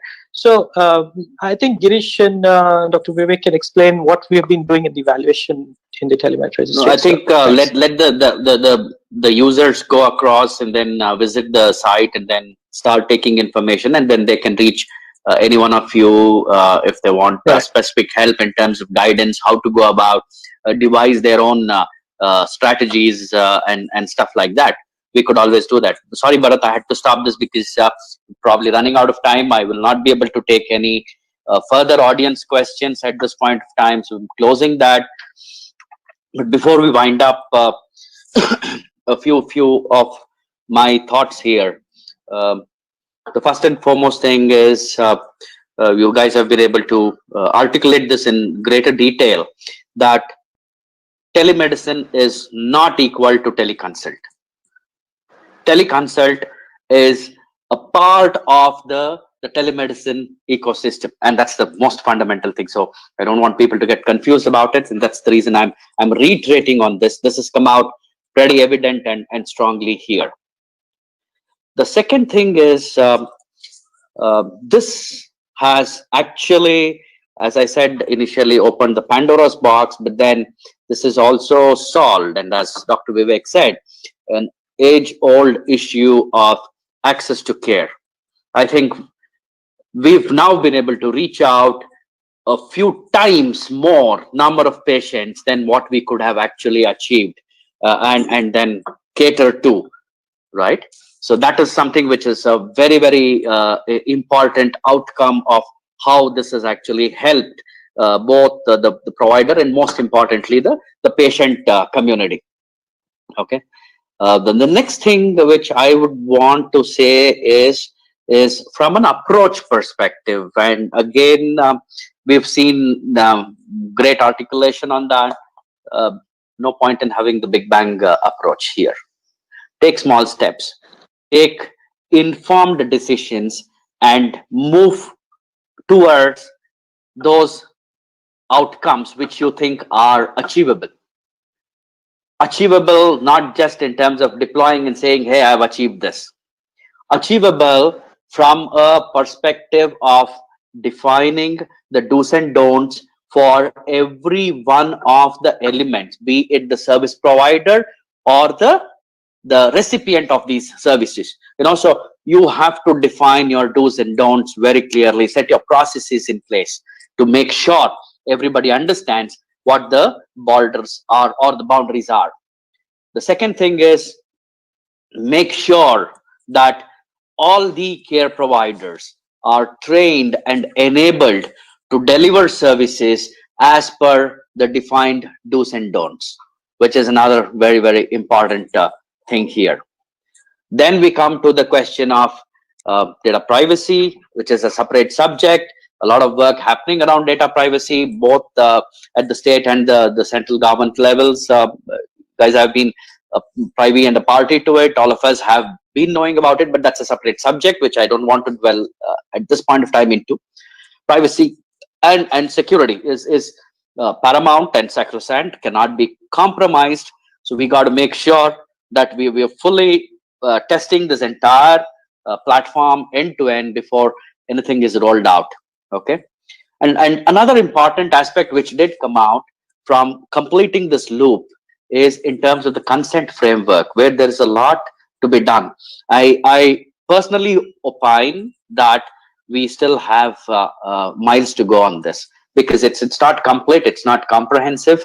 There are gaps, there are issues, but I'm sure as we go along, as we come across different use cases every day, we are going through the process of hardening our own processes and SOPs to make sure that we don't hit the same situation time and again, right? Now, having done all this, where are we moving towards? Okay, where are we moving towards is something which clearly comes out, which says tech as a savior. That's a very powerful statement Girish made, and I completely agree with you on that, Girish. No two ways about it. We have had our challenges. We've had our share of problems in a situation where revenues have shrunk to about 10, maybe single digits for performing hospitals and providers. It has been extremely difficult to pull out additional budgets for these kind of initiatives. But then with all those limitations, I think as a community, we've stood together, stood up and said, hey, look, I will deliver this for you. And that's a fantastic effort from each one of you who've been doing this day in and day out for the last couple of months. So tech as a savior has changed the outreach process, has changed the way we've gone to our patients, has changed the way we engage and interact with our patients, right? So that is a very important thing which we need to keep in mind. Now, what does this actually mean from us? Borrowing a few lines here. Are we moving from illness to wellness? The answer is yes. Are we moving from reactive to proactive care? The answer is yes. Are we moving from are we moving from reactive to preventive care? Yes, we are moving towards preventive care. So that is something which we've seen clearly happening. So what has happened is wellness, proactive, and preventive care are the three solid mantras which has emerged out of this tough situation for all of us. And telemedicine has been the vehicle and the platform for us to deliver this both to our own organization and to our patients, right? After all this, we still have to live with the great Indian jugaad. Thanks, Dr. Vivek. The WhatsApp of this world, the other internet messenger tools will still be in existence. We really don't have a choice. We have to live with them. But then, as much as we can, we need to educate our fellow care providers that this is something which is not acceptable, particularly once you have the privacy laws and all that becoming an act and getting enforced. I don't think we can even think of doing those things what we've been doing today. But then you really can't stop it, right? We will have to make a conscious effort to mitigate it as much as possible. So the point is we've come a long way. We've made tremendous strides on this. We've seen ourselves as health technologists that the last 6 months of action probably is much larger, much faster than what we probably would have seen for the last 1-2 decades we've been associated with this industry. That's the way, that's the pace at which we've been able to see this change happen, and this change is now going to be the constant. But still, the loop is not open, and we have miles and miles and miles to go. And I think together, all of us, we should be able to overcome this very soon. Thank you so much.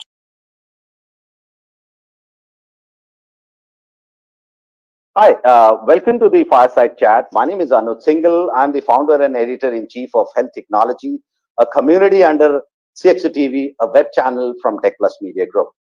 So today we have with us Dr. Praveen Gadam, who's the additional CEO, which is for the National Health Authority, which is the Government of India, as our guest to talk about the launch of NDHM, which is the National Digital Health Mission to improve the efficiency, effectiveness, and transparency of health service delivery ecosystem in India. So let me give you a brief introduction on Dr. Praveen. So Dr. Praveen has done an MBBS. He is an additional CEO of National Health Authority of India in the rank of Joint Secretary to the Government of India. He's an IS officer of 2002 batch, Maharashtra cadre. As the second in command at NHA, he assists the CEO in his functioning. Welcome, Dr. Praveen Gadam. Thank you, Mr. Anuj. And many thanks for having me here. Many thanks to Health Technologies of Techplus Media Group. Thank you, Dr. Praveen. So on the occasion of Independence Day, we saw our Honorable Prime Minister Shri Narendra Bhai Modi made a historic, announcement on NDHM, where NDHM is expected to bring revolution in the healthcare sector. Uh, every Indian citizen will get a health ID, which will be a repository of all health-related information. So out here, I think technology will going to play a very critical role in minimizing the challenges citizens face while seeking the healthcare.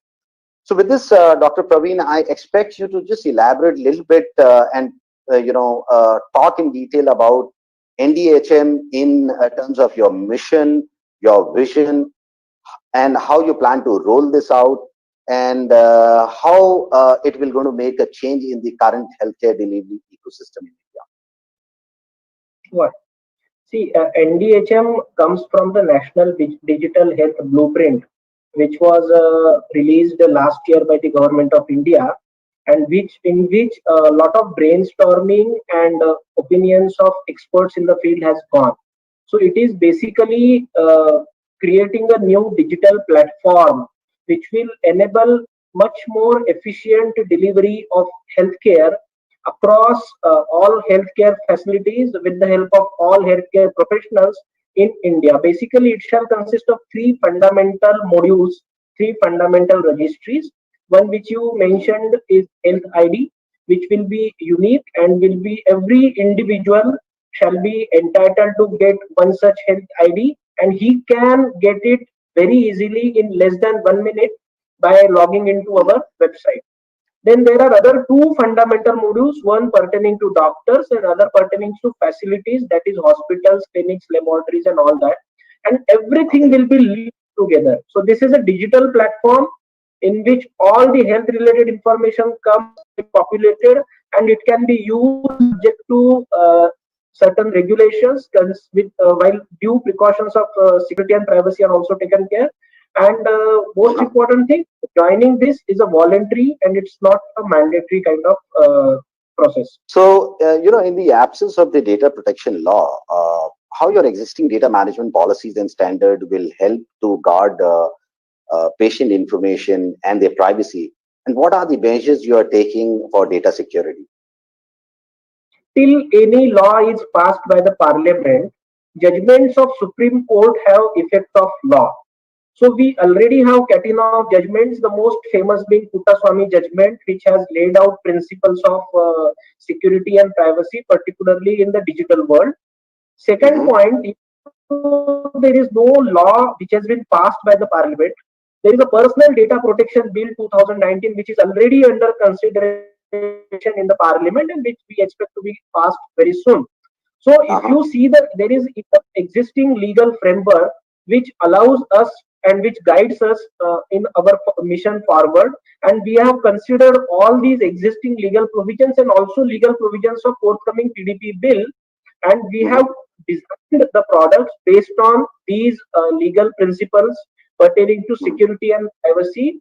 And I want to assure the citizens of India through you that utmost precautions, I have talked about legal precautions, but utmost precautions of technological side also has been taken.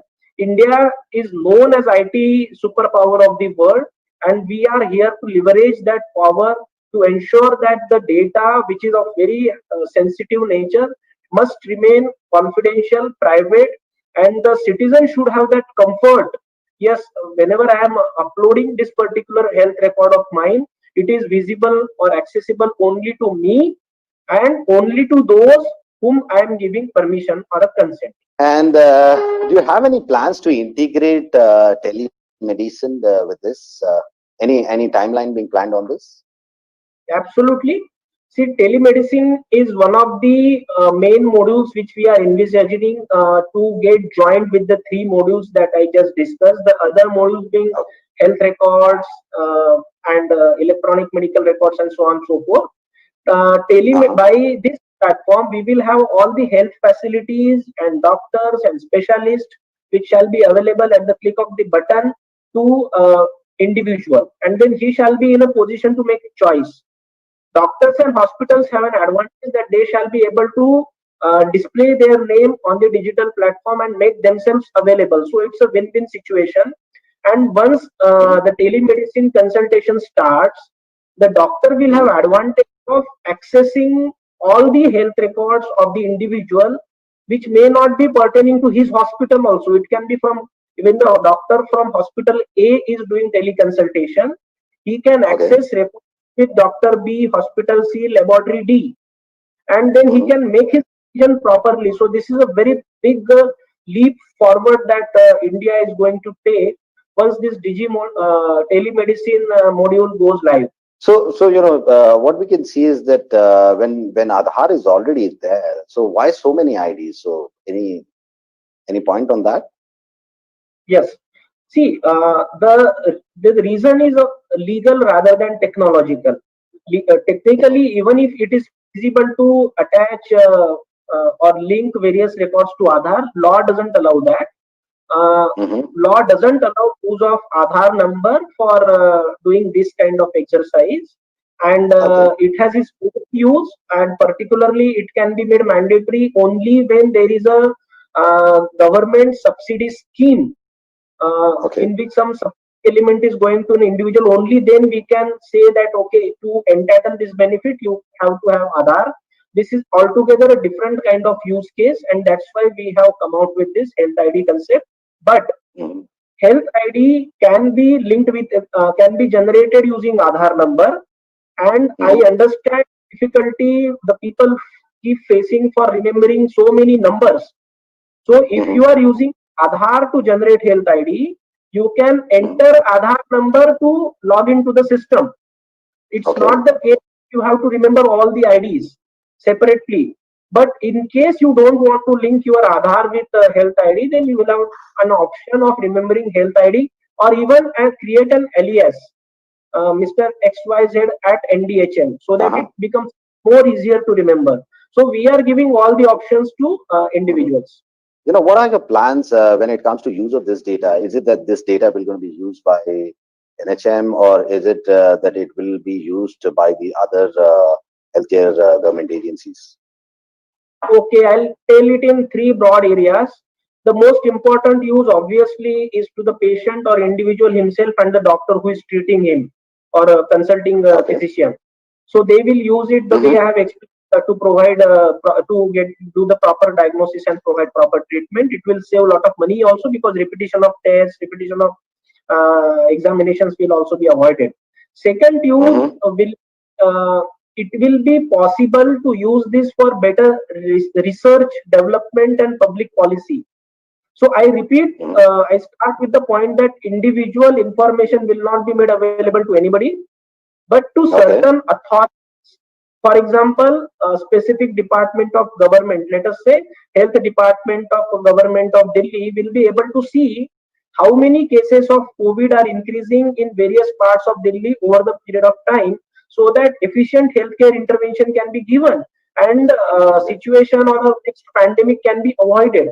So these kind of larger issues of larger public interest will be taken care of only after what is known as anonymization. So it is not that it's not the case. They will be able to do that in the New Delhi district. 100 cases were there yesterday. Today the number is 120, and that is anonymized statistics which can be used. And the third and very important point: this shall be done only subject to certain rules and regulations, which shall come in place with very strict protocols and by only certain authorities. It is not going to be used for any commercial reason. We do not are not going to allow this to be used by any commercial firm or company for making profit, or anything to do indirectly to any business interest. So insurance company, for example, won't be in a position to use this data to develop their business model or to decide the premium. So that kind of we are not going to allow. And what kind of use we are allowing is happening even right now also. Even now, the government is, for example, compiling the number of cases of COVID in various parts of India. That will only be facilitated through a digital platform. It will be real time and more efficient way. So my last question, so when it comes to the implementation, we have seen that initially, this has been implemented in few of the union territories. and now I guess subsequently it will be taken to a different state. So what kind of a thresholds you have, when it comes to rolling out this particular plan is concerned? Is it by 2025 you plan to reach out to say X number or Y number? If you can elaborate a little bit on that. I see it happening much before that. See, we have rolled out on pilot basis in 6 union territories of Ladakh, Chandigarh, Dadra Nagar Haveli, Daman Diu, Puducherry, Andaman Nicobar, and Lakshadweep. And I'm happy to share that in a couple of days only we have crossed almost 12,000 health IDs, and see the advantages of this system will be so much that I see all the individuals, doctors, and hospitals joining as soon as possible, and the ecosystem getting developed much before what you just said, 2025. But obviously, it is not clearly possible to predict the exact numbers because there are too many variables and dependencies. But definitely not 5 years. It should happen much earlier, and we should be now leapfrogging because we already are a digitally enabled nation. We are a digital India, and I see this platform of JAM, Jandan Aadhaar Mobile, and the deep penetration that we have right now of this trinity, enabling us to sort of leapfrog into this particular mission. So with this, Dr. Praveen, I'll just thank you, for your valuable time. You shared your thoughts around it. That was too important for the industry. Thank you so much, for being there.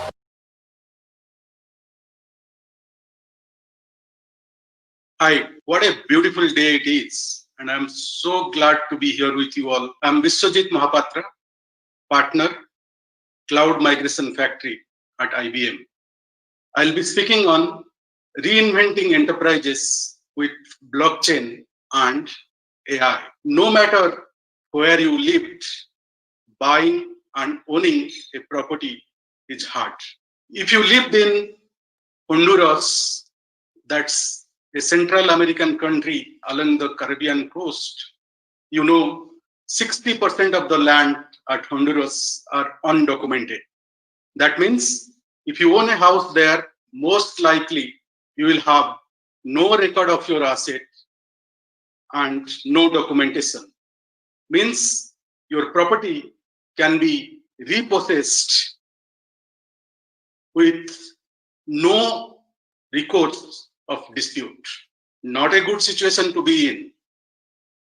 So what's really happening on the back end? If you're really planning to buy a house or sell a house, who are the participants? Those are participating in the buying and selling process. You have buyer, you have seller, you have bank, you have insurance company, government, as well as notary.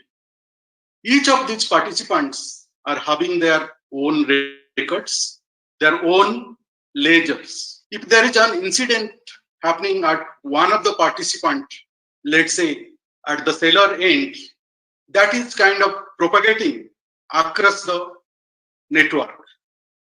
To add to the complexity, each participant has their own complex silos that require reconciliation. This is a huge problem today. Lot of challenges, right? Challenges in terms of time, in terms of cost, in terms of risk, as well as trust. When I say time, you have high transaction time, cost. Your overheads are adding up to your cost. The risk is associated with tampering, fraud, and crime. And at the end, for trust, today you have lack of visibility and lack of transparency. There, blockchain comes into picture. Blockchain tries to address the challenges by propagating a distributed shared ledger that creates permanent record of transactions. At its core, blockchain is allowing participants in a business network to transact their assets where everyone has complete control but no one is in person in control of anything alone. So in a nutshell, what blockchain is doing? Blockchain is actually trying to build trust into transactions. How it's doing that? If you really look at blockchain, it's primarily made up of 4 components. You have shared ledger, you have smart contract, you have privacy, and you have trust. When I say shared ledger, it's all about append-only system of records that every participant can have as part of its transaction, can share as each transaction. Smart cloud, it's all about business terms and conditions that's available in the transaction and that's executed in the transaction as well. When you talk about privacy, it's all about secured, authenticated transactions, permissible transactions that we say. In terms of trust, every transaction is endorsed by the participant, increasing visibility and transparency. And when you are implementing these 4 components, you have a blockchain platform that allow you to build, that allow you to operate and grow blockchain networks in heterogeneous environments. How it's really being done? If you look at the blockchain platform architecture, you have all of your channels, your endpoints at one end through which you interact with the platform. It may be your user, your mobile, your web applications, IoT devices, or even enterprise systems, right? You send your request to the blockchain application either through API gateways, either through various transaction management systems, event management systems, right? And various edge services. And of course, you have analytics embedded there as well, which is typically basically a hyperledger fabric for you, where the business applications interacts with hyperledger composer, and the hyperledger composer interacts with hyperledger fabric, right? And that builds your blockchain network, which is a peer-to-peer participant network. And you have a choice of using any cloud platform to do that. You can have your network on, let's say, for example, IBM Cloud, and you have all other, some of the networks deployed in some of the other clouds, whether it's AWS, Azure, Google, or anything like that, right? And you have this orchestrated through a containerization platform. You can have all the platforms, all the networks deployed in one single cloud as well, right? So you have various choices of your application architecture here, depending on your customer situation, depending on your business situation. You can implement the platform of your choice. I talked about analytics, right? So that's integral part of blockchain platform, as you see. So what exactly analytics is, right? So if you really look analytics is built on leveraging the exponential power of artificial intelligence. Before I go into artificial intelligence, let's understand what exactly artificial intelligence means. In a very simple terminology, if I define, probably I'll define artificial intelligence as a system that can learn how to learn and apply the learning to further learning, reasoning, and perception, right? And as you know, it's all about data basically. The entire backbone is built on your data, which is your new natural resource today, right? So how do you really make your artificial intelligence journey? You have a AI ladder. That's probably a 5-step process. You start with modernization as your first step, where you modernize disparate data sources, system of records to make your data ready for an artificial intelligence or maybe a hybrid cloud platform. That's your step 1. From modernization, you move to collect step, where in the collect step, you make data very simple and accessible. From collect, you move to organize, where you create a business-ready analytics foundation for your business. From organize, you move to the next step of the ladder, which is analyze, where you build and scale artificial intelligence with trust and transparency. Once you pass through the analyze phase, you move to the next step of the ladder, which is infuse, where you completely operationalize artificial intelligence throughout the entire business that you are dealing with, right? At this point of time, you are focused on automation, you are focused on optimization, as well as you are focused on driving some of the predictions that can really create a differentiated value for your business. How do you architect the artificial intelligence solution? You have your web or mobile application channels at one end. You are, of course, going to make a API call to the artificial intelligence platform, right? And you have machine learning models as integral part of those artificial intelligence platforms, right? And those machine learning models are trained with your data, utilizing certain training data. And of course, you have huge amount of operational data available at your disposal from where you can draw evidence from and make your machine learning models more and more enriched to produce the right inference that's passed on again through your artificial intelligence platforms as the response to the web or mobile applications, be your response as inferences, the degree of confidence that comes after utilizing certain statistical techniques, or coupled with certain supporting evidences, right? So that's the way your architecture for artificial intelligence work, and what value you are really getting out of this artificial intelligence, right? It's actually augmenting and amplifying your human cognition, starting with maybe earlier days, your pattern recognition, algorithms, and today moving to machine learning and deep learning situation, right? But in a nutshell, the advantages, the value, the differentiated value proposition that you are going to get out of it, it's focused on, number one, increased customer experience. You are going to have improved customer experience by implementing your artificial intelligence solution. No doubt, I talked about automation, so you are going to get improved productivity, improved quality of your business decisions, right? Improved business outcomes that you are going to get out of it.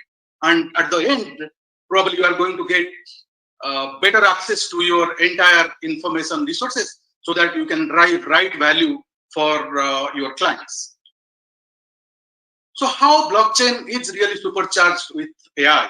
We talked about blockchain at one end. We talked about artificial intelligence at the other end, right? How blockchain and artificial intelligence are working in tandem to drive the right outcomes. As you know, blockchain is making artificial intelligence very coherent and very understandable.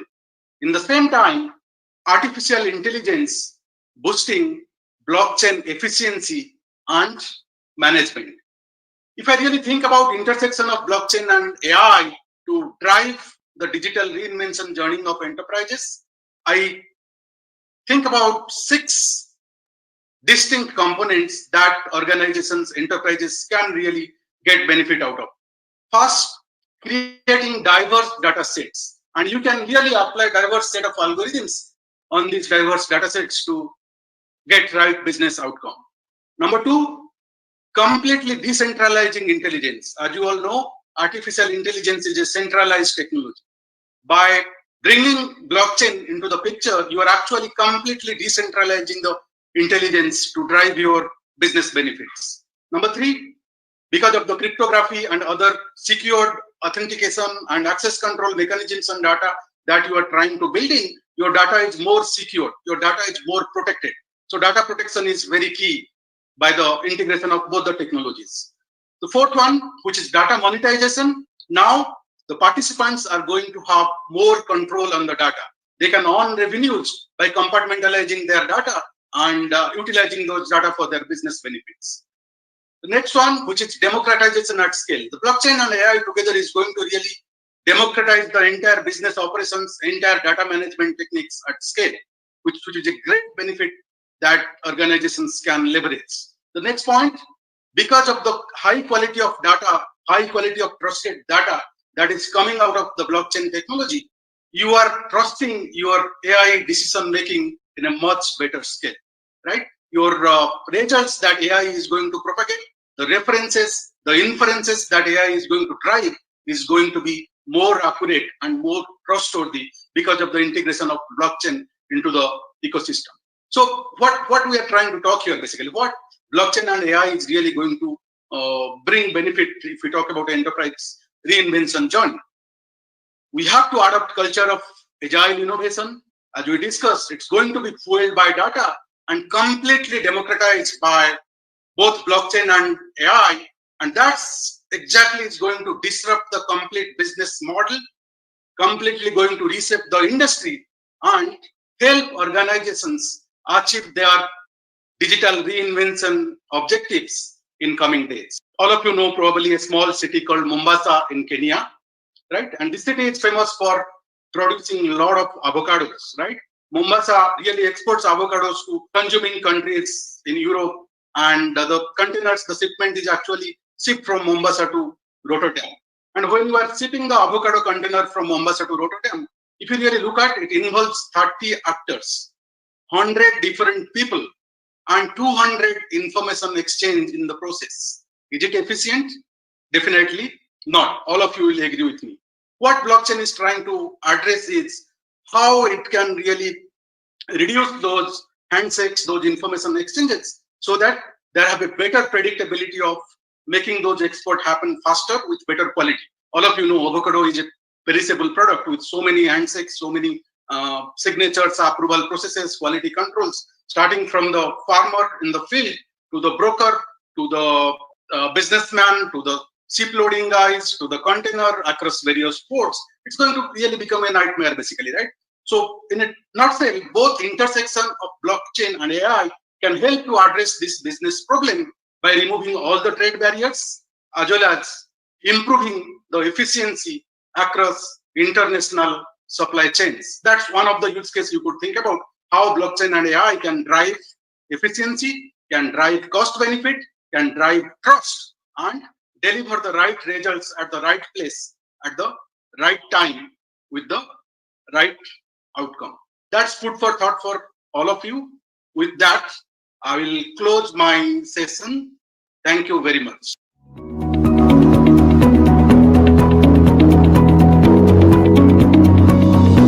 I want to welcome all of you to this the session on the post-pandemic planning framework for the CXO.TV Virtual Tech Summit and Awards 2020.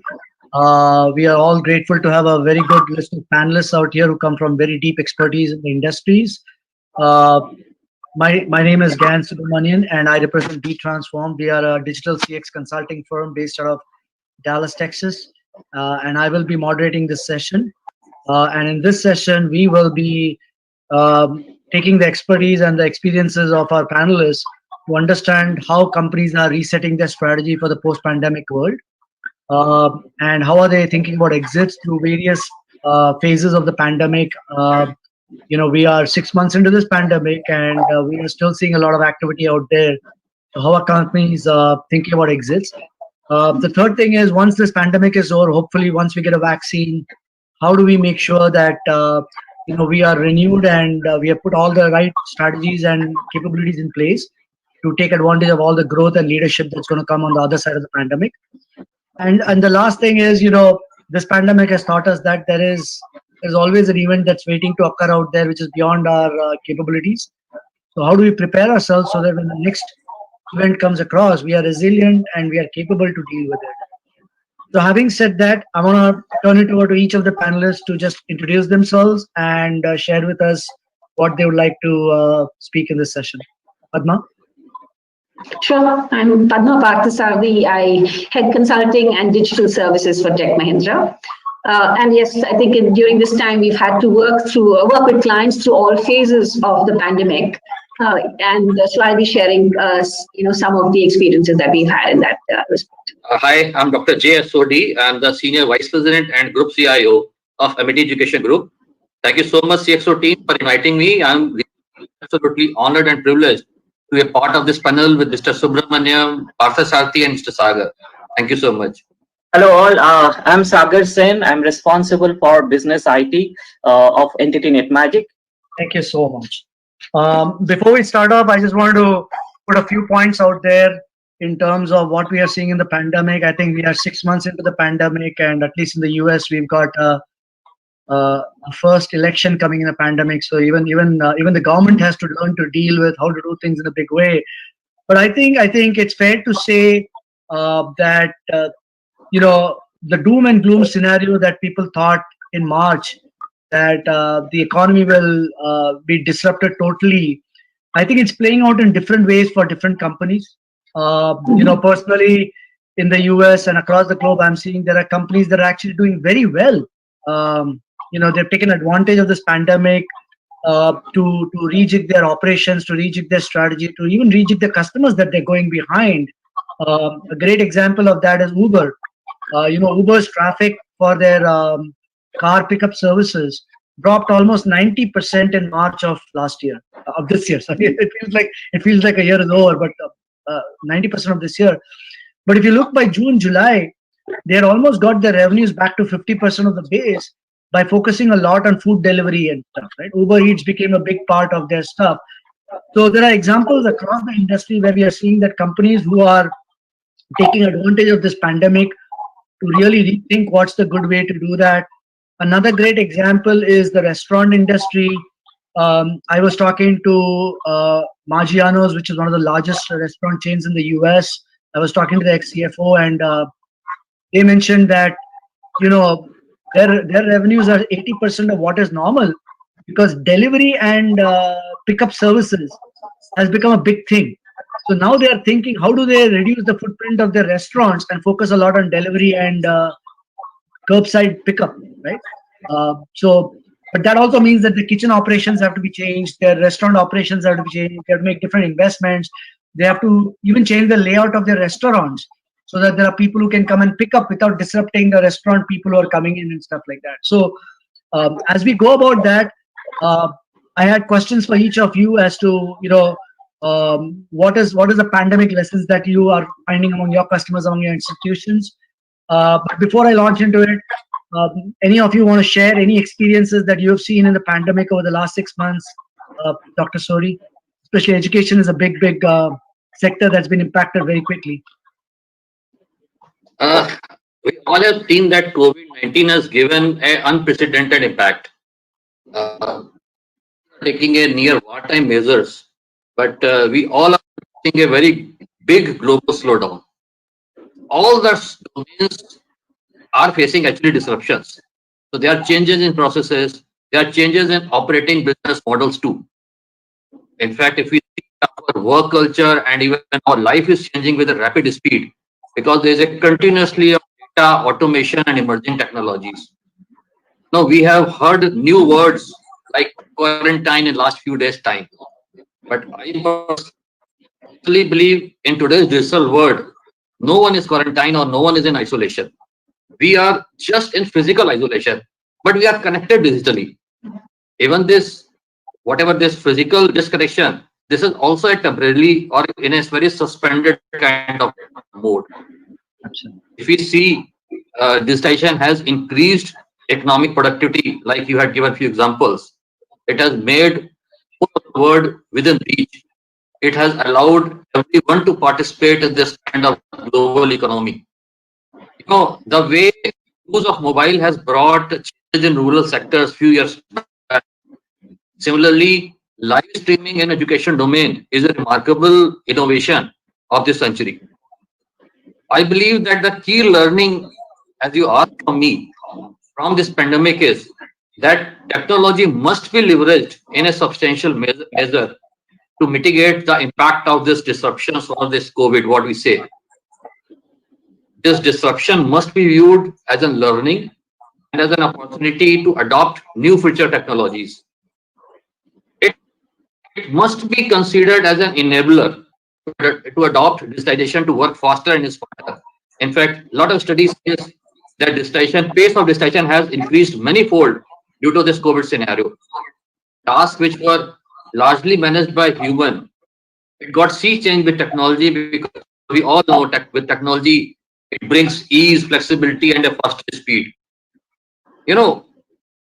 One key work which helped us to sail during this pandemic time is doing the best use of technology in form of digital platform. We brought 1.75 lakh students on digital platform within 48 hours of time. Wow, that is. We use digital platform. Yeah, we use digital platform for online classes, for group meetings, for interactions, for guest speaker webinars. In fact, in last 3 months, we conducted 3,500 plus webinars from the industry experts for our students. In fact, this pandemic has given us advantage to interact with renowned dignitary like you, even if they are sitting at a remote place. besides this online classes, we have even organized culture and youth forum activities also on this digital platform. In fact, we have brought all the activities of our organization onto this digital platform. You know, besides that, IT team has done a lot of research and we found few tools and we integrated it with Google platforms, with H5P tools, and integrated with digital platforms so that this online education doesn't become a monotonous. It should become a interactive. It helps us to make it a more collaborative learning and engaging more with the students. All of these activities we have done with having just one objective, to give a digital power to our students and faculty members so that they can do everything on this digital platform, what they used to do in a physical interaction class, or even they should do much more than that also. Very good points. In fact, I think, you know, what I'm seeing now today is with kids in the US is that the digital platforms are giving them more creativity to explore studies in a different way. And many of us not born in that generation feel that it's not a great way of studying, but you know, having a 6-year-old daughter, she is, you know, in fact, I conducted a high school startup boot camp for 16 weeks starting March, and we had to do it entirely over Slack. And one day I was having issue with Zoom. I didn't know what to do one of the settings. It was actually a 4th grader who told me how to do that Zoom setting. Yes. You know, it's amazing that we can do that. But Dr. Soni, one follow-up question on that, right? As you go through this pandemic, and obviously you're going to emerge on the other side with ability to get students back into your colleges and stuff like that, what are the 2 or 3 infrastructure pieces or capabilities that you're building which will give you long-term success, specifically when it comes to retaining students, growing your students, and even growing the market of students? Like you said, you can now go to other countries and get some more students. You know, our future culture will have a lot of technologies in our daily life. This is very clear and very obvious. And a lot of you know, high-tech devices like robots or tech gadgets or live streaming, they all are going to product a gigabyte of data. And you know, a lot of new buzzwords like deep learning, they are powering this new next generation on the computing platform. In fact, there is a research which says that deep learning will bring more economic value than even in the internet. Sure. You know, there's streaming technology and delivering videos, audio, games. They are even reshaping human habits also. Industry automation and robotics, they are increasing productivity. They are empowering humans. And as an academic institution, we are bound to make our students ready to use these kind of future technology. So a lot of such you know, activities are becoming a part of the course curriculum, and they are actually using these technologies for having their academic qualifications.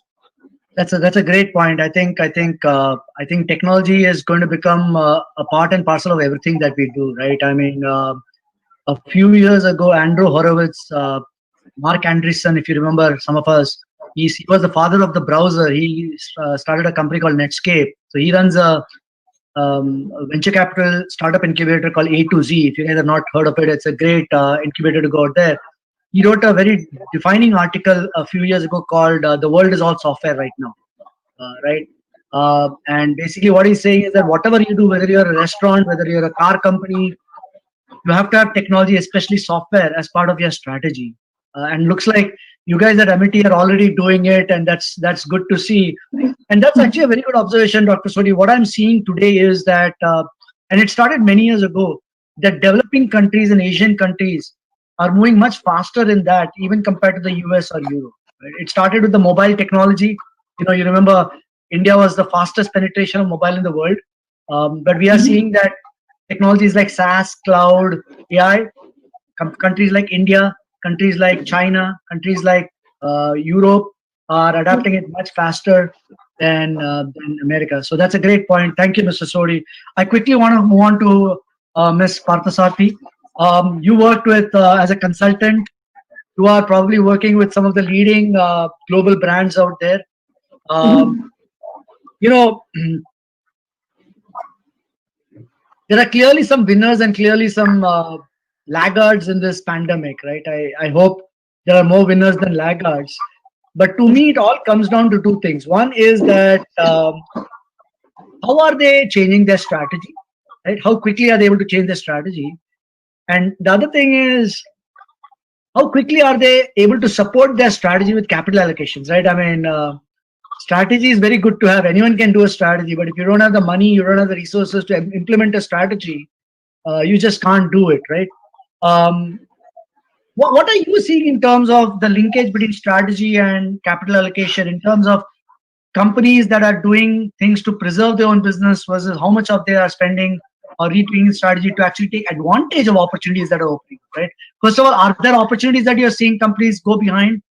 Would love to hear your feedback on that. Sure, so absolutely, Gan. And I think there's, in this, we went through this period of what you call resilience, which is as organizations were trying to adapt to the new normal, get online, make sure their employees could work from home. And as Dr. Sodhi was saying, make sure you could provide the education services to people in their homes, etc. And then there's a period of recovery where we're saying, okay, there will be now some people who are coming to work, so there could be some physical interactions depending on the industry. And then finally, at least in Tech Mahindra, we're calling it a kind of revitalization. So I think the good thing that's happened is that people have not dealt with this in, oh, this is another change and I have to deal with it. They're actually looking for innovation and innovative ways of dealing with the crisis, which is, I think, the big difference that we're seeing now. And if a pandemic of this kind had to happen, ever, then maybe this was the right time, because all of the technology has come together in some ways. The conferencing technology that we're using today for this kind of meeting, for instance, 10 years ago, we would not have been able to do it so seamlessly, right? And then there's all of the collaboration tools and things that have also come up. I mean, so it's a lot easier to do work remotely now. And we've also seen the way change adoption has changed. So, you talk about that classical change cycle, right, of denial and then frustration, and then you kind of get into depression before you can move on to adopting the change. And here what we found is actually denial was probably not there at all, right? People went straight into a bit of frustration and depression, but then moving on and dealing with the change and in fact integrating the change very much into their lives. And that's what I think we've seen, not just for people like you and me, but obviously organizations as well, as they dealt with this.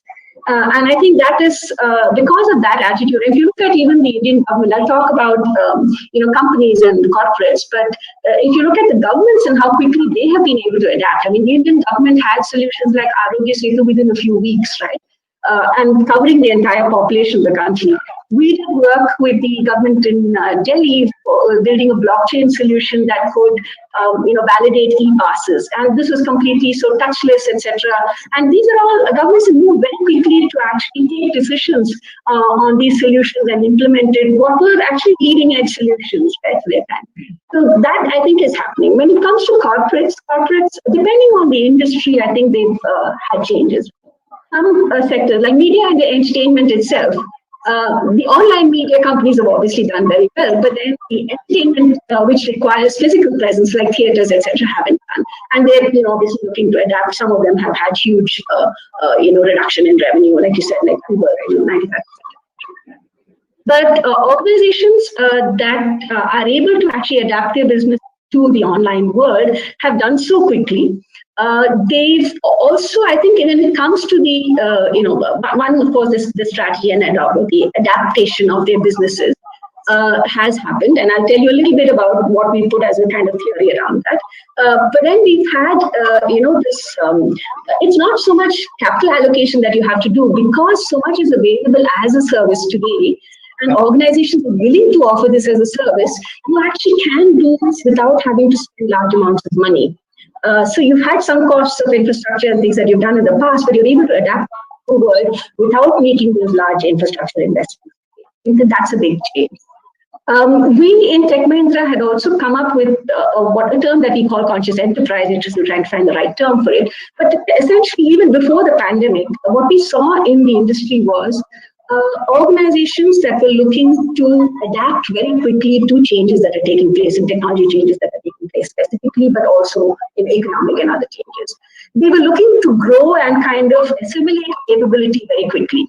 So either you learn yourself as an organization or you acquire or partner with the capability from outside. That was the second part. And then finally, most organizations now have started to look for what's called purpose, which is essentially something that goes beyond, enables them to do something more for society, for their customers, for their employees, etc. If you put those things together, that concept is what we're calling the conscious enterprise. Organizations that adapt, learn, and also have this sense of purpose. And I think that is what has emerged today. If I look at my own parent company, the Mahindra Group, was able to very quickly adapt into changing their factories to create PPE, for instance. Taking technology from partners like Ford to make some of those things, to make ventilators quickly. So a lot of businesses have adapted very well to the changes and the demands that have come up. I think anything that you talked about just stood out for me, Ms. Padma. One is you talked about conscious innovation, and I was talking to the CEO of Dallas Venture Partners, Mr. Dayakar Pushkar, yesterday. He's a very famous venture capitalist out of Dallas, and he's made some good exits. And I was talking to him yesterday, and he said that the future is all about conscious capitalism, which means that purposefully go behind things that make better lives for each of us, and the pandemic has made it better. So that's one thing that you point out, and I'm seeing a lot of companies are doing that in a big way. The second thing that you said earlier in your talk is we are seeing with our customers that the world is moving from capex to opex. Right? Anything that you do, people don't want to sink in a lot of money upfront because they don't know what the future is all about. Can you share a couple of examples of Indian companies that you are seeing which are really taking advantage of these trends and innovation opportunities in the pandemic?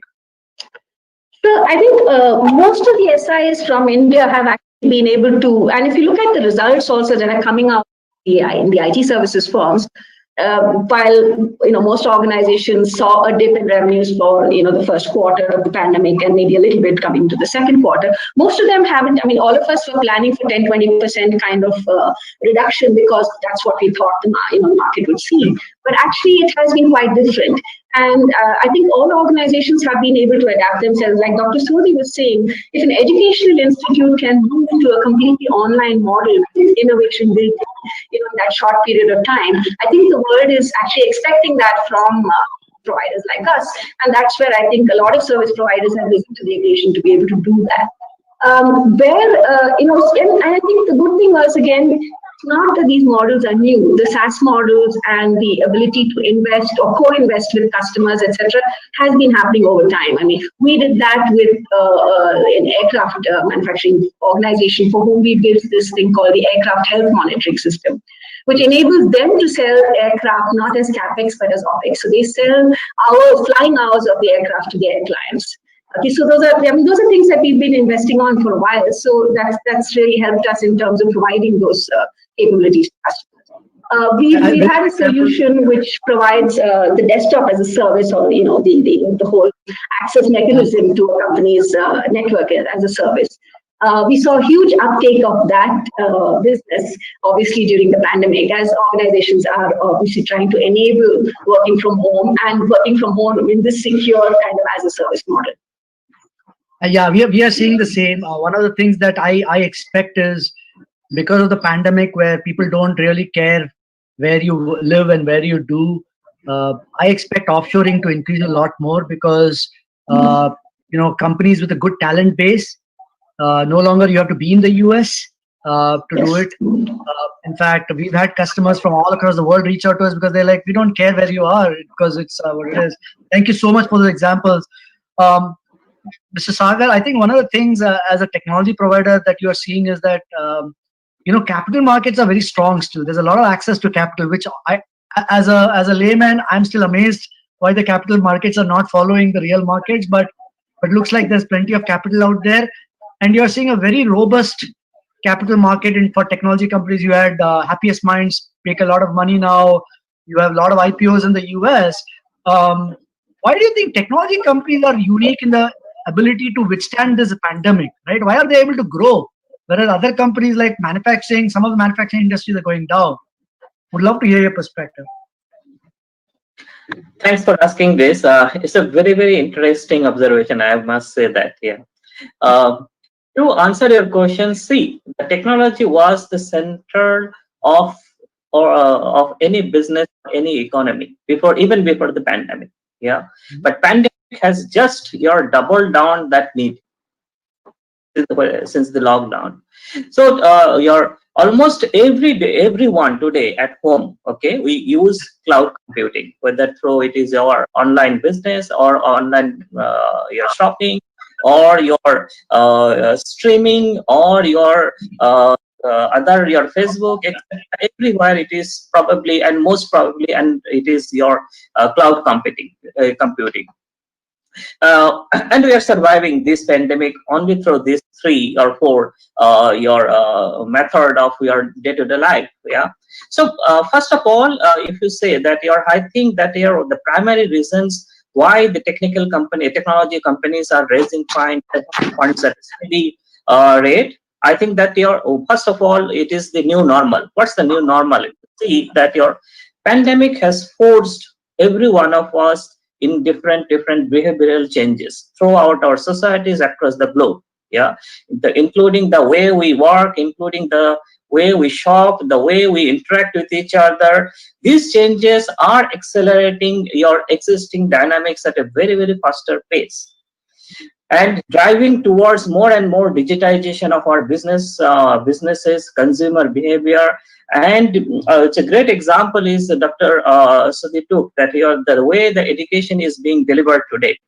Yeah, you can see that how this your cloud computing, how this your digitization is getting accelerated. Plus, once I saw in one of the newspaper that more than 200 billion devices are getting connected by 2020. So you can see that the way that technology is changing, the way the technology is going to behave, and this 200 plus billion connected devices itself is going to enable us your digitization and data enabled services. Globally, 70% of your top companies are technology related in the market. The technological companies are actually very, very profitable today, and valuations are quite reasonable. So relative to its growth potential, valuation of the technology sector in terms of price to your earnings ratio, if you see, which is actually second profitable sector in S&P 500 your index. Absolutely. And I think you've raised a good point. I think Ms. Padma can probably attest to it. In the olden days, service providers were categorizing their customers by verticals, saying, you're a healthcare or stuff. But today, I come from a lot of retail industry. Every retailer is competing with AWS. Yes. Is Amazon a retailer? Is Amazon a logistics company, or is Amazon a technology company, right? So I think at the core, to go back to what Mark Anderson says, is that every company is a technology company at its core. You have to think digital first. You can't think digital later on. And I think to me, a great example of a company that has thought digital first is a company called Freshworks out of Chennai, which really grew out of Chennai, and they have really moved the SaaS market in a big way. Girish Mathrubootham has done a fantastic job. So I think I have a very strong feeling that India is going to lead the digital first technology wave. And it's going to follow Israel in terms of, when you think security, you think Israel. And when you think SaaS, you're going to start thinking India now in a big way. And I have lots of examples that I can share later on. But I think we've got a short time left. I just want to go through another round of questions with each of you people and see what it is. And we'll keep this short so that we can get this wrapped up within the time limits that the organizer set for us. Dr. Sodhi, I think you are dealing with a very unique customer segment, which are probably teenagers and young men who by nature have very short attention spans. And they're more technology savvy than us, right?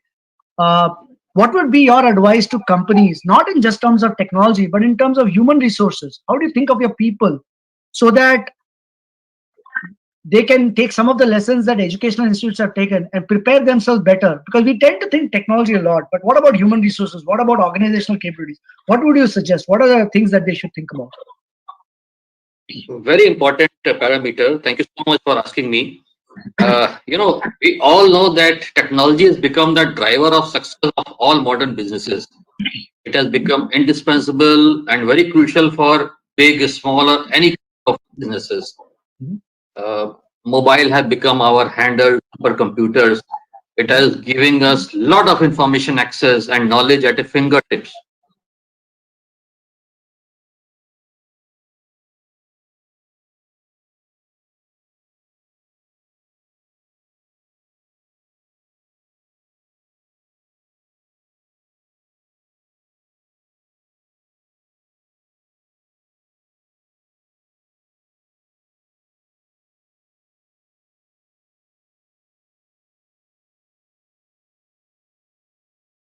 The goodness or for the welfare of the society or not. We believe that digital solution and technology platforms alone will not be sufficient, because trust remains very essential for the success of any business. Human trust actions or personalized relationship will always remain as a key. Robots or AI cannot replace a human judgment, which is based on creativity or empathy for a meaningful decisions. We must blend digital and human capabilities to achieve success. This pandemic had shown us a path of humanity and empathy also. Agreed. There's a few decades, when we will talk about this time, always everyone should remember, we should have something meaningful to talk about this time. What we have done during this time, how we have created, some goodness, how we have created some commitment. We should have something to share these kind of things. It is very important to stay committed to build a beautiful tomorrow with the help of technology as well as just human values or empathy. Very good point. Excellent point, Dr. Sodhi. And in fact, we were talking to one of the agencies last week, and they had a survey which said that 80% of customers still prefer speaking to a human being on the other line. So I think what you're saying is that technology has to be co-opted into the human element. And I think your point about as we exit this pandemic, let's come out with something human, reminds me of this person, the Sikh restaurant owner in Dallas. His name is Ram Singh or something. He took upon it, the Sikh religion has a lot of giving and stuff like that. And he has become famous in the entire state of Texas because every day he feeds 1,000 people. Because a lot of people don't have money, don't have food. So you're absolutely well said, Mr. Suri, that we got to take away something, and technology should enable the human interactions and not become a replacement for human interactions. Thank you so much for that point. I think that's a very key takeaway for us. Mr. Sen, I think, can you talk about how should companies use AI and cloud so that they are, becoming more flexible and agile going forward, right? Because I think, my wife works for a $14 billion oil and gas company. And in the middle of the pandemic, they were doing a 2-year project. And I was smiling at her and telling her, I don't even know they're doing a 2-year project. I think everyone has now realized that long-term projects are meaningless because the world is changing so fast. Many years ago, Walmart started a SAP project that was 5 years in length, right? Today, if you go to Walmart and tell them I want to do a 5-year project, they'll say, you must be kidding yourself. I don't know what 3 months down the road is. So how can you use cloud and AI to really make yourself more flexible, changeable, adaptable? Let me take an example of your entity net magic. Yeah. We had adapted most of your SaaS services and your cloud services. In fact, before the pandemic, yeah, and that has helped us to focus during pandemic more on our customer, to resolve our customers' issues, problems, SLAs, managing those things. Rather, your of course there is a shift. Yeah, of course during pandemic lockdowns, of course there is a shift, but that shift was very quick and very smooth. Okay, just because we had adapted cloud and we adapted SaaS services. Now, how it is going to help you? Of course, it is going to improve your speed because of this year pandemic. People started to work from home. Lots of your demand in the network, lots of demand came in the your IT resources. Okay, then lots of our demands came from our customers to increase their resources in the data center services, cloud services. So you see that it really helped. There's a cloud and your your technology really helped people, okay, to increase their speed, increase their adaptability. Work from home adoption is really went quite smooth because of cloud. Today we are going towards your predictive analytics of our hardwares. Yeah, how hardware maintenance, when a hardware is required to maintain, those kind of data analytics we are getting from AI only. Okay, then the AI is helping also us to plan our business, our customer behaviors. Yeah, all the data that we are analyzing through AI, it telling us which customer require what kind of services, what in which period of time, etc. That's giving us the business planning, capacity planning at our end. Yeah.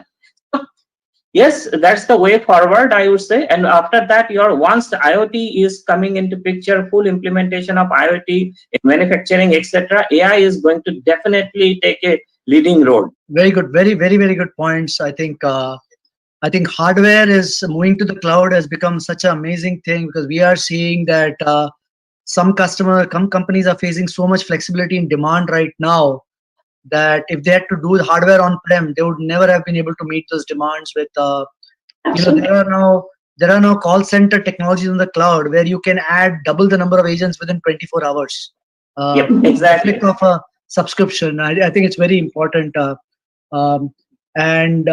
We tend to think that hardware is going to go away. It's not going away. It's just moving to the cloud, right? Hardware is always going to integrate to it. Ms. Padma, I think we've always heard about black swan events. Mr. Nicholas Taleb, he really brought this theory of black swans, events that we can never predict. And I'm sure he must be sitting back in his chair and thinking, man, who would have predicted a pandemic, right? I mean, when we started the year, we all thought that we would make our vacation plans, we would think about business plans, and then come March 9th, actually Feb 26th, as the market started dropping in the US, and March 9th, country started locking down. In fact, I had a plan to go to India in first week of March to meet my parents, and then the country was shut down, and here I am 6 months not having met my parents. But one of the things that I keep hearing is that on the other end of the pandemic, there are a lot of habits that customers have gained over a period of 1 year that they're not going to let go of. So I keep hearing from a lot of my customers that even after the pandemic, we are going to live in a new normal where customer habits are going to be different, modified. There'll be some habits that will remain. How do you think companies should adapt their strategic planning and their business intelligence to really be able to predict these new customer needs and come up with services and products that help them? What are you seeing? So I think it's a combination, as Dr. Sodhi said, it's a combination of things that you can do through technology in terms of prediction and the actual physical study actually. So I'll give you a very quick example. So we made a couple of acquisitions in this whole customer experience space, as TechM kind of changed its philosophy from connected world, connected solutions to connected world, connected experience, because we saw that the world was moving to one where experience was so important. And we made a couple of acquisitions. One was a company called Pininfarina, which is very well known because they used to design the Ferrari cars earlier. And they are very much in the digital design world now, or the physical plus digital design world. And then we made another acquisition of a company called the Bio Agency in the UK. So in 2016, one of the large airline companies had selected Tech Mahindra as a strategic partner. They already had about 4 or 5 very large SIs, in fact some of them bigger than us, working with them. And the CEO threw a challenge to the CIO saying, none of your technology vendors can come up with a next gen app for us, which would actually catch on with their customers. And so the CIO therefore invited all their technology companies to participate in this contest, a hackathon, to produce their ideas for this next gen app within a period of 10 days. And almost as an afterthought, he invited Tech Mahindra, saying, "Oh, you're the new kid on the block. I mean, you should also participate." So we went in with Bio. We hadn't at that time finished the acquisition. We were in the process of doing so when we partnered with them. And what we found was that Bio, because of the nature of their business, they went at it saying, let's understand the customer needs. So that those 10 days were spent understanding what customers go through, the pain points that they have when they travel, and coming up with something that could address that. All of our competitors sat and ideated on their own without necessarily having done that study. Now, this is 2016, not very long ago. Today, everyone obviously would go out and study the needs from their customers. But at that time, we were the only company that had done that. And we went back and said things like, customers are upset about, excess baggage. Every time I travel, I'm within the baggage limits. The one time when I'm over, you just slap this huge charge on me. So we said, give them a baggage credit that they can use. So every time they're traveling below the limit, they get a credit, and then they can use it for the one time that they're over, etc. We gave them a lot of suggestions about how you can alert customers to delayed flights even before they leave the home, so that, so there was a whole set of things that we did. We won that hackathon. I mean, it was like a 10-minute presentation to a Shark Tank kind of format, but we won that because we had done that. Now, organizations obviously have adapted to that model now, and everyone is going through this thing of understanding what it is that customers actually need. So, if you're applying for a mortgage, you're not just requiring a loan, you're doing it because you want to buy a house. In order to do that, what is that you have to understand about that customer, and where else can you help them? Okay, so so those are the things that I think we have started to understand. Now, in this world, obviously, analytics and AI is helping us to put the pieces of that puzzle together and understand where your customer is coming from, what the context is, and then to design that right product and also the service around it. Because we're also starting to understand that it's not just the digital product or service; it's all of the processes that go behind it that you need to be able to do that and to make it most effective. So I think that those are all the changes that we are seeing.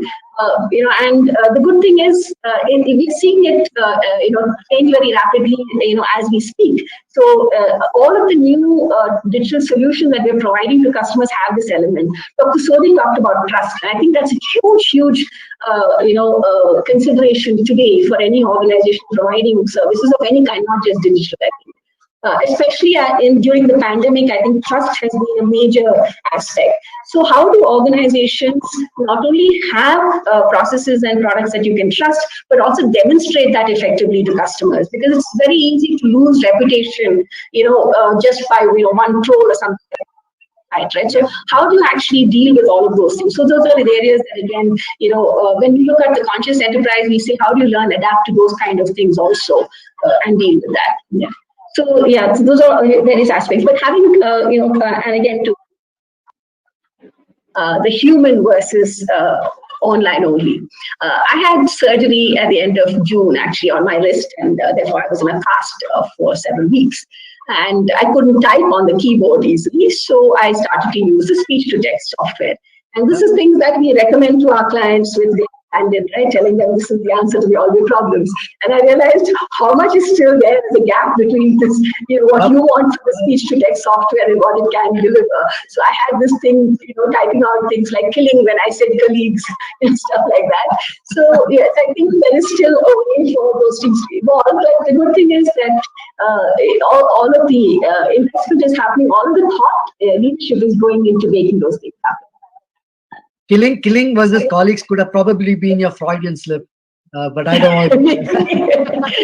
It was reading my mind, maybe. It was even smarter than I thought. No, I think those are very good points, and I think excellent points, Ms. Padma. I think one of the things that I heard from one of my ex-colleagues at my previous firms was that, consumers are going to lead the technology wave. So like you rightly pointed out, a lot of the technology we tell our customers, we are starting to use it, and that's going to make the experiences better for them. So that's a great point. And with that, I think we are towards the end of our session. I think we've had some very good examples. I think it's fair to say that there are three things that came out of this session. One is, like Mr. Dr. Sodhi pointed out, education has been leading the thing. And one of the experiences that has been is that we've got to put technology first. We got to make it a part of integral everything. But at the same time, I think the human element, the human trust should not be lost. I think that's a very, very important point that came out. I think the second point is companies that design experiences rather than just products or services are going to be more successful going forward. And we've got to be flexible in what we do. And it's fair to say that, we have to actively look at cloud and AI as important technologies to see how we can do that. And we have to go towards a digital first phenomena. And I truly believe that India is taking the lead in all of these. I think we had good examples of government sectors doing it and stuff. So truly there are some winners and there are some people who are still doing some catching up. And I hope that, once this vaccine is out and we are in the post-pandemic world, a lot of these companies who have been innovating during this phase and not just preserving their business will come out with much larger market shares and market growth that we can do of, right? With that having said, Dr. Sudhi, Mr. Sen, and Ms. Padma, thank you so much for joining us today. Your experiences are very valid, and we are very honored to have your experience on this panel. Thank you very much for having us on this session. Thank you very much. My pleasure. Thank you so much. Thank you so much.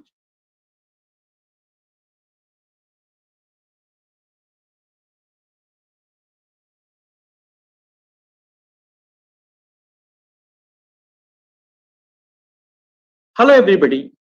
It gives me immense pleasure to announce the launch of our platform today, specifically for the SME segment. It goes with our ethos of enabling and strengthening the SME segment under Atmanirbhar Bharat. Friends, with the large enterprises are able to utilize the best of the CXO, the SME and SMB segment find it challenging to engage the right talent due to the CXO's availability as well as companies' affordability. Well, thanks to advancement in technology, the gig economy and freelancing have been picking up in last couple of years. Due to COVID, the remote working further became a necessity. At Techplus, we feel now, since we all aspire to bounce back as we are unlocking, so are opportunities bouncing back, staring at us to get untapped.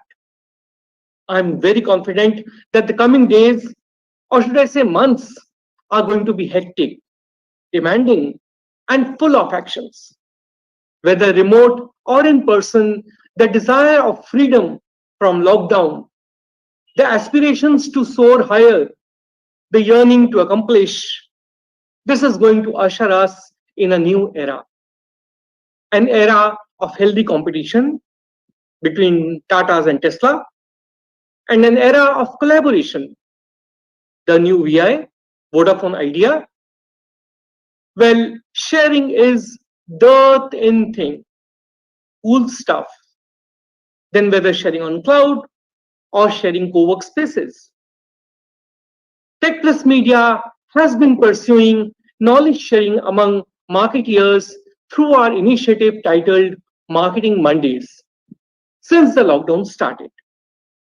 The fortnightly webinar is attended by a great fan following because CMOs and marketing leaders share the information and their experience firsthand.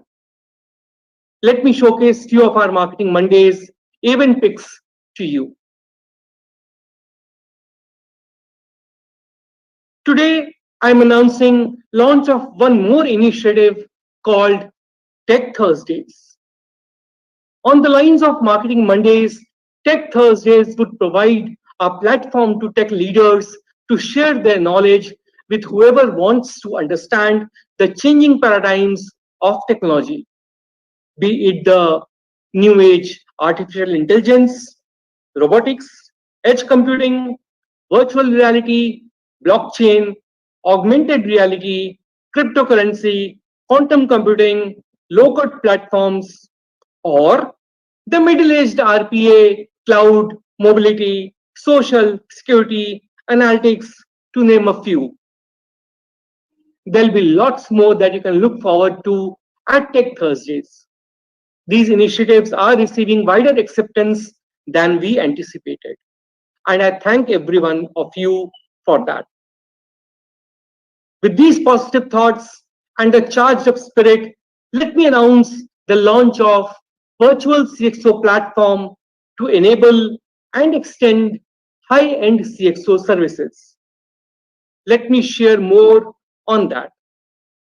It would be a platform for the CXOs, CIO, CTO, CDO, CISO, CMO to offer their quality services, or should I say expertise, in a freelance mode.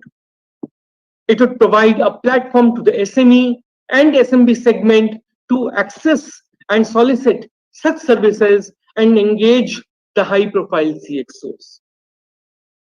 Well, the overall engagement would be broadly categorized under consulting, implementation, and operations. There would be services rollout focusing as well as surrounding these categories. We would use the best practices to ensure quality of these service offerings. If I may take an example, CIO consulting services would utilize co-innovator approach. CIO implementation services would be based on project management principles, whereas CIO operations would imbibe ITIL framework. Similarly, there would be services available around CMO consulting, CMO implementation, and CMO operations, just to name.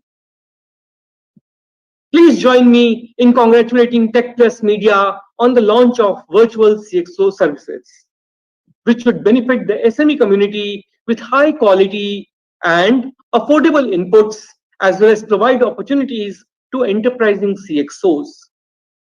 We wish this new business line all the success, and I'm confident that with your support and patronage, it would meet its desired objectives. I thank each one of you once again and wish you a great evening. Cheers and have a great day.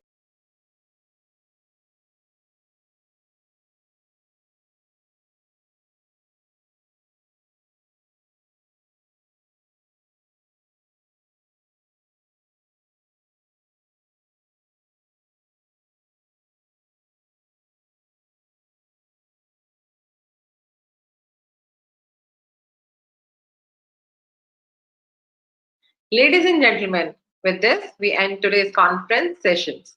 I appreciate your patience and sincerity to attend all the sessions. But that's not all for today. The evening is going to be super exciting. And finally, your wait has ended for the highly coveted CXO Awards 2020. The awards will celebrate the success of each one of you. The year 2020 will be remembered for the unprecedented disruption in businesses caused by the pandemic. The true heroes are not those who reacted to the pandemic, but rather those who were better prepared. Successful companies have not just been able to rise to the pandemic challenges, but to forge ahead despite it, while others floundered. These organizations were led by CXOs with strategic vision who were able to rely on business continuity plans, provide greater resilience and rapid innovation at a time when competition were going slow. So now it's time to announce the winners of the CXO Innovation Awards, CXO Tech Excellence, as well as CXO Hall of Fame. The CXO Innovation Awards celebrates and recognizes organizations that are using IT in innovative ways to deliver business value by creating competitive advantage, business process optimization, or enhancing customer experience. It's an honor cherished by the whole organization and its stakeholders.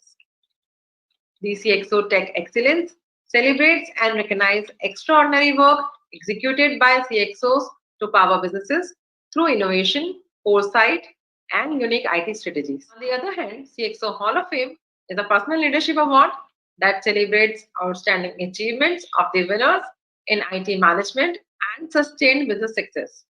The Hall of Fame winners have demonstrated a progressive spirit by embracing new ideas, new technologies, and new opportunities to advance their organization and make them future ready. Before we proceed to announce the winners of these awards, let me take this opportunity to underline the process of evaluation of the nominations. We have made the process of evaluation quite transparent to ensure fair ratings and unprejudiced awards. The parameters on which we scored the winners include tech vision, innovative use of technology, effective use of new age technologies, business process optimization, business or competitive advantage, cost savings, customer experience, employee productivity, multiple innovative IT projects. In addition, the process involves following renowned technology leaders as jury members. Rajiv Sioni, Professor Supten Sarvatikari, Dr. R. Chandran, Dr. Hari Krishna Maram, Mr. Bharat B. Anand, Dr. Sumit Chaudhary, Mr. Joydeep Datta. The rigorous methodology itself explains the kind of efforts and deep analysis performed to come out with the winners. Without any further ado, let me start with the announcement of the winners of CXO Innovation Awards. The first award for CXO Innovation goes to Batliwala and Karani Securities India Limited. The next award goes to SafeXpay. And the next award goes to BHEL. The next award goes to Aditya Birla Textiles. And the next award goes to Embassy Group. The next award for CXO Innovation Award goes to Ashiana Housing. The next award goes to OCS Group India. And the next award goes to Adinath Cooperative Bank. The next award goes to CIMS Hospital. The next category of awards is CXO Tech Excellence Award 2020. And the first award goes to Chakradhar Swami Sriparam Buddur, CIO Informatica. The next award goes to Himanshu Shah Dalmia Bharat. The next award goes to Tran Viet Hoan, Global CIO, Asian Dragon, Vietnam. The next award goes to Dr. Sunil Kumar Pandey, Director IT and UG, ITS Ghaziabad. The next award goes to Prasanna Lohar, CIO, DCB Bank. And the next winner is Pooja Chakrath, CIO, Cryoviva. The next winner is Amrish Singh, InfoSec Leader, Flipkart. Mansi Thapar, IT Leader, Head Information Security, Jaguar Group. Unique Kumar, Group CISO, CK Birla Group. Dr. Mukesh Mehta, CISO, Batliwala and Karani Securities. Ravinder Bhardwaj, Head IT Infrastructure and Cloud Operations, HDFC Argo Hill. Kapil Mahajan, Group CIO, Safe Express.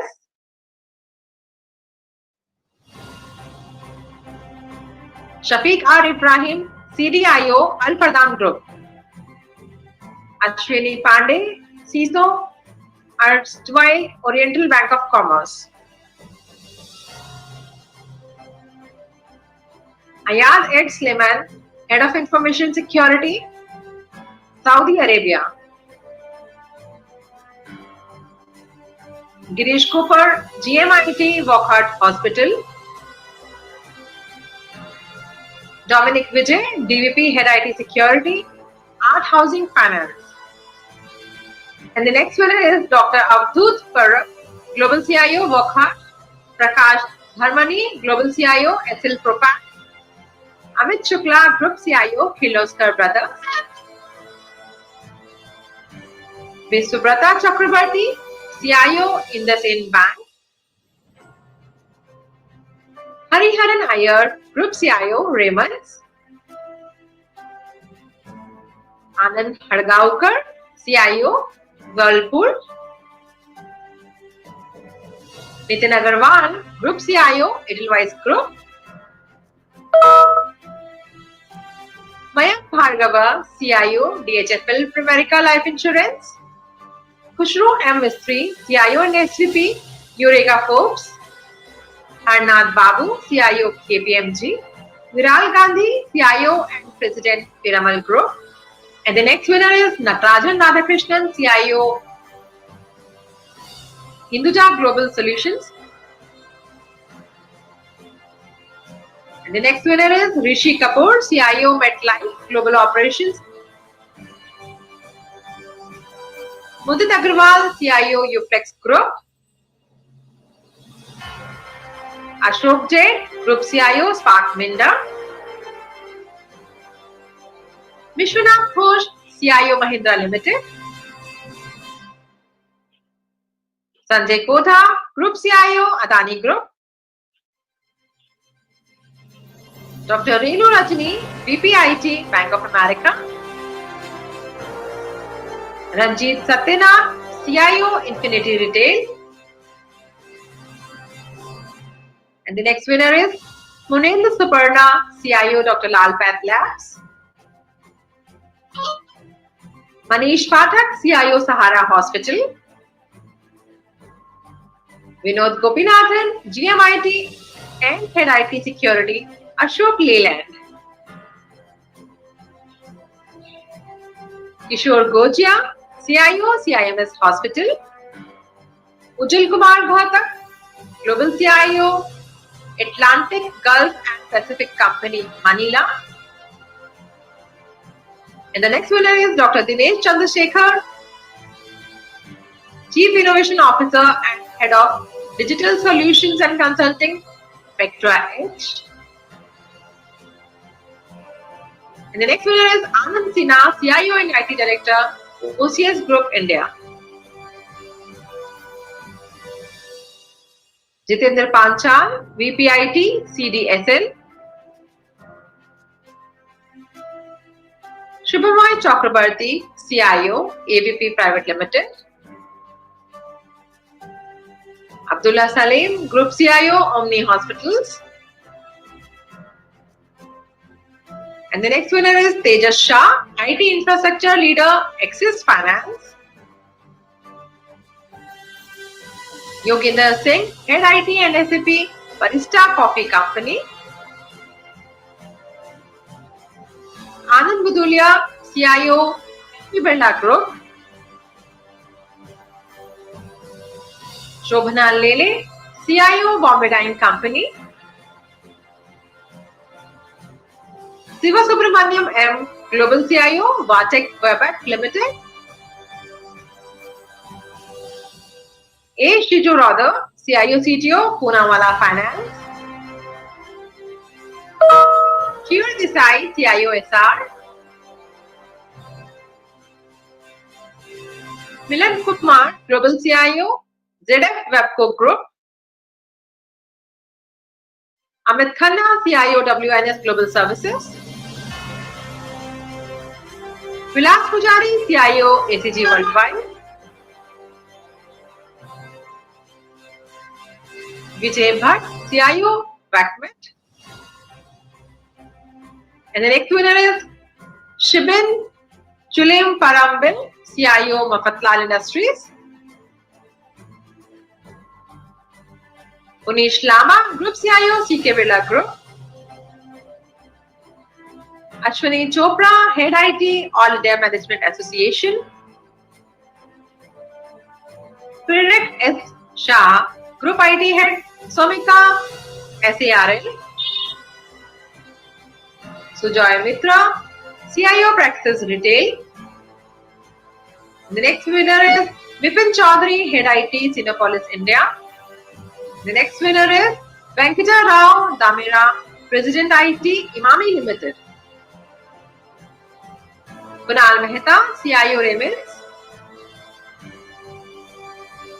Rajesh Chandramohan, IT Director, Tomimi Market. Subrata Panda, CIO, Anand and Anand. Nipun Gupta, Head IT, Tower Vision. Sudhanshu Karmokar, Head IT, Safari Industries. Rajiv Khare, VP and Global Head IT, Sigma Electric Manufacturing. Sunil Pandey, CIO, JW Infra Limited. Nitin Gupta, CIO, Feedback Infra. Ashok Cherian, CIO, Page Industries. Tarak Nanamote, EVP, TransUnion Civil. Sanjeev Kumar, Director and CIO, Doyen GC Upon. Rajneesh Sethi, Group CIO, Viking Ventures. And the next winner is Atanu Roy, Group CIO, Biocon. Divakar Ghosh, Head IT, Bandhan Bank. Ramasubramaniam, Head IT, TTK Prestige. The next winner is Ashok Verma, Head IT, TBEA Energy. Dr. Makaran Sawant, Senior GMIT, Deepak Fertilizers and Petrochemicals. Sarvani Bhatia, VP IT, Jagran Prakashan. Dr. Harish Ahuja, Founder CEO, India Go Solar. Amit Bhatia, CIO, Jaguar Group. Kamal Sharma, Digital Transformation Leader, Career. Roman Rapik, VP Global IT and Security, IGT Solutions. Viswajit Mahapatra, Partner Executive Director, IBM. Manish Blagan, Head Technology Infrastructure Group, ICICI Bank. Kulin Thakkar, VP IT, Kotak Mahindra Bank. Sanjeev Jain, CIO, Integrion Managed Solutions. Amit Saxena, Deputy CTO, State Bank of India. Suresh Sankaranarayan, CTO, Kotak General Insurance. Manoj Sharma, CTO, Clear Trip. And the next winner is Jitendra Singh, CTO, GK Cement. Rupesh Mehta, CTO, Egon Life. Rajneesh Kumar, CTO and co-founder, EasyGo. Shweta Srivastav, CTO and CISO, Paul Merchants. Jagatpal Singh, COO, Sipage. Nirvan Biswa, CIO and Head of Central Ops, National Bulk Handling Corporation. Kitika Goyal, CTO, Jigsaw Academy. Chirag Bunlia, Group CTO, MSC Group. Prasad Posarla, CTO, BI Worldwide India. Amit Sharma, CTO, Dream 11. Pratik Adani, CTO, Samco Securities. Ankit Jain, CEO and CTO, My Operator. Karthik Ganpati, VP and MD Technology, Honeywell Connected Enterprise. Neeraj Goyal, Head of Technology, MD Global Hub India, NetWest Group. Manish Thakkar, CTO, Bharat Info Services. Ashish Bajaj, CTO, DSP Investment Managers. Jyotirlatha B, CTO, CIO, Digital Transformation Professional, Godrej Housing Finance. Anand Lakshmi Varhan R, CTO, Vedanta. Rajneesh Sinha, CIO and CTO, Bajaj Electricals. Yogesh Zupe, CTO, Bharat Forge. Sanjeev Sinha, Group CIO and CTO, StarTech. Abhishek Sharma, CTO, L&T Financial Services. Dr. Vinay Vandrekar, Business Information Security Expert, Novartis Healthcare. Piyush Upadhyay, Cybersecurity Head, Uflex. Yukesh Kumar, Head IT and Business Applications and CISO, Tata Power Set. Amarjeet Singh, Strategic Projects, Information Security, Privacy, Persistent Systems. Vinay Tiwari, CISO RBL Bank. Jaspreet Singh, CISO ENY. Brijesh Datta, EVP and CISO Reliance Jio. Sameer Rataulikar, EVP and CISO HDFC Bank. Shiv Kumar Pandey, Group CISO BSC. Lopamudra Basu, Global Head Cybersecurity Risk, Nissan Motor Corporation. Tapan Talwar, SVP Tower Research Capital. Babita V, CISO CSP Bank. Shashank Sathe, CISO Edelweiss Finance. Kalpesh Doshi, CISO FIA. Sujoy Brahmachari, Senior GM and CISO Hero Motorcorp. Vikas Gupta, CIO and Head IT, H Energy. Jagannath Srinivasan, Consulting CIO in Space Technologies. And the next winner is Jayanta Bhaumik, Group CIO, Kesharam Industries. Many congratulations to all the winners of CXO Tech Excellence Awards. And now it's turn to recognize CXO Hall of the Fame. The first award for CXO Hall of the Fame goes to Chalanga Pereira, CIO, Daimler India Commercial Vehicles. Arvind Sivaramakrishnan, Group CIO, Apollo Hospitals. Joy Chakrabarti, COO, Hinduja Hospital. Dr. Syed Pirzadeh, Group CIO, Reliance Entertainment. Dr. J. Sodhi, SVP and Group CIO, MAT Education Group. Praveen Sawant, Group CTO, Morenlo Group. Nankishore Dhume, VP IT and CIO, Manipal Health Enterprises. Deepu KV, CIO, Bajaj Allianz General Insurance. Chetan Trivedi, CIO, Hindustan Zinc. Rajesh Garg, CXO IT, Trident Limited. Durga Prasad Dubey, Global CISO, Reliance Industries. Subhajit Dev, Global CISO, Dr. Reddy's Lab. Kapil Mehrotra, Group CTO, NCML. Vishal Salvi, CISO, Infosys. The next winner is Shruti Kashyap, CIO, Hindustan Unilever, Head of IT, South Asia, Unilever. Raj Shekhar VV, Group CIO, ITC Limited. Ashutosh Jain, CISO, Axis Bank. Mathan Babu Kasilingam, CISO and Data Privacy Officer, National Payments Corporation of India. Makesh Chandramohan, CISO, Aditya Birla Capital. Uday Deshpande, CISO, Larsen and Toubro Group. Saurabh Sinha, CIO, Indigo Airlines India. Shubhajit Roy, SVP and CIO, SBI Funds Management. Ashish Khanna, CISO, Oberoi Group. Dinesh Kumar, CIO, Wave Infratech. Atul Govil, CTO, India Glycols. Ladies and gentlemen, now let's move towards the biggest attraction of today's evening. This moment marks the end of your wait for the most prestigious CXO Preferred Awards.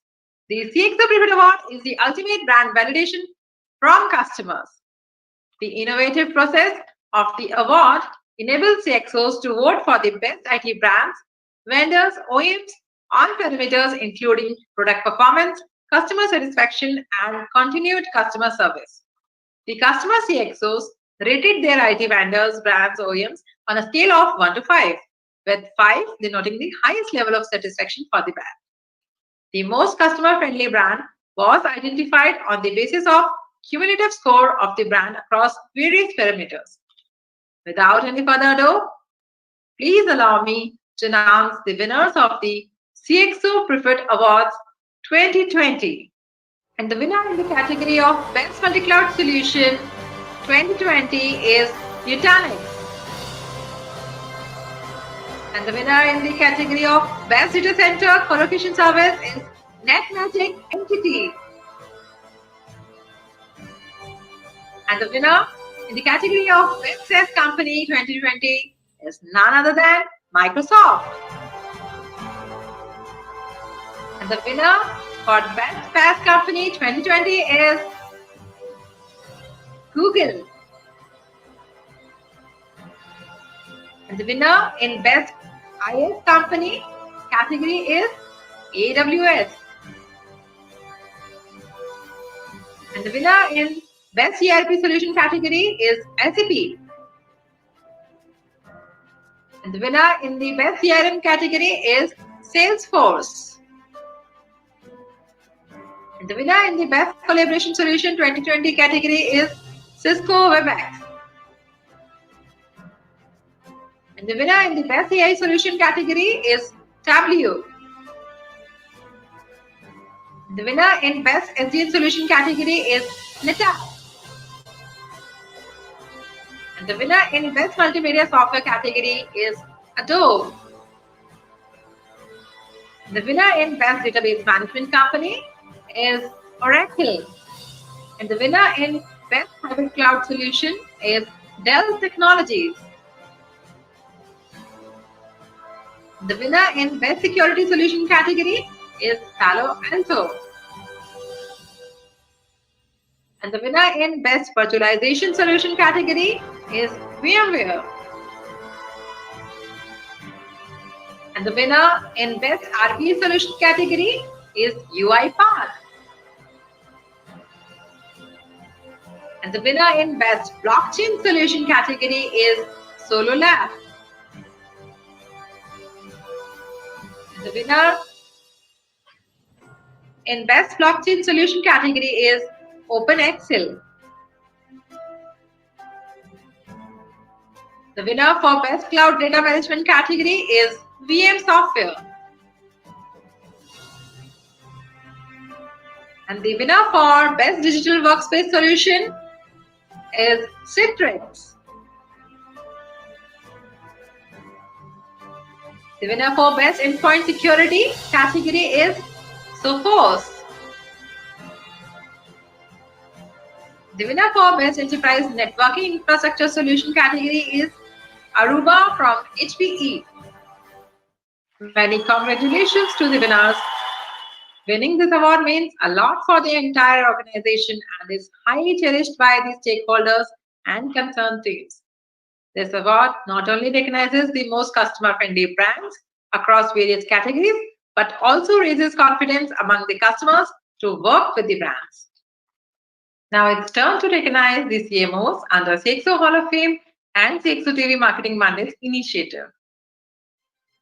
The first award of the CMO of the Year goes to Rebecca Kurian, Head of Marketing, Lockman India. Pavan Avasthi, Head of Consumer Marketing, NVIDIA. Sri Hari Gopinath, Senior Director Marketing, Hewlett Packard Enterprise.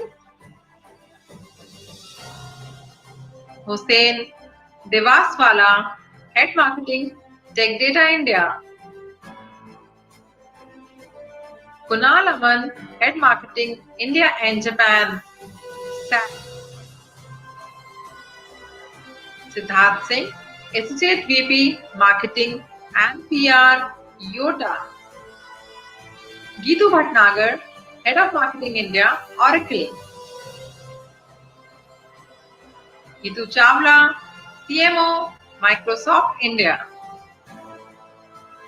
Ankesh Kumar, Director Marketing, Schneider Electric.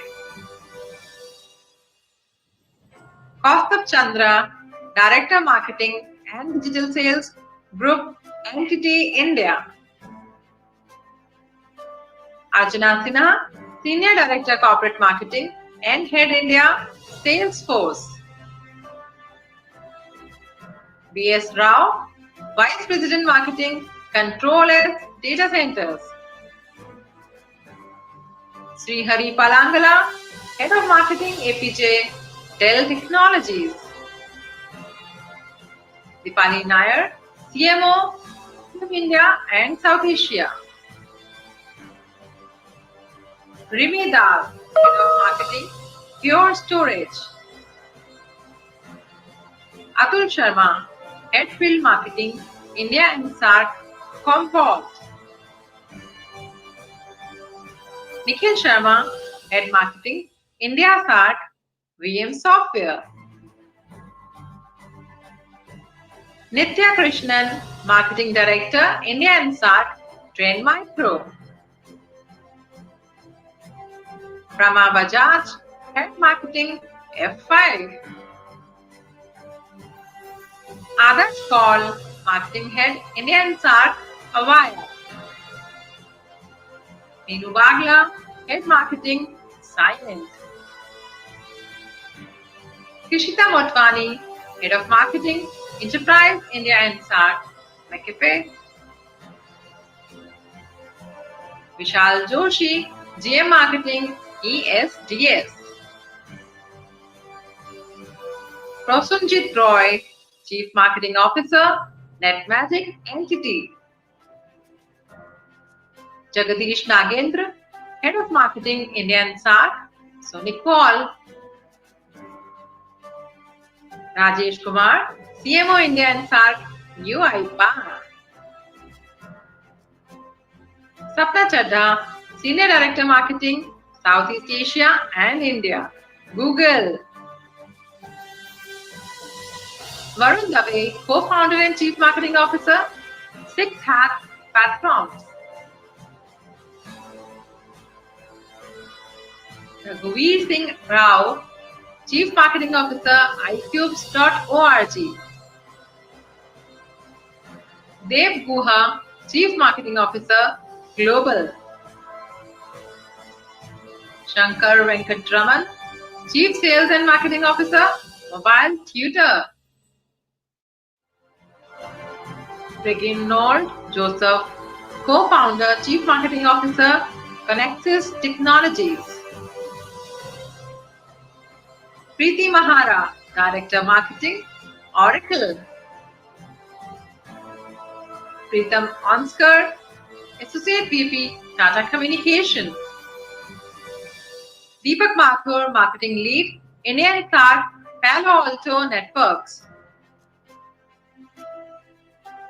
Abhijit Mukherjee, Head Marketing, Crayon Software Experts.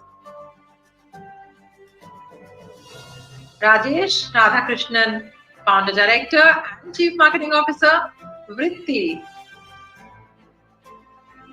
Raghunath Vijayaraghavan, VP Global Marketing, Aspire Systems. Devjani Gupta, Head Marketing, India, APJ at RSA.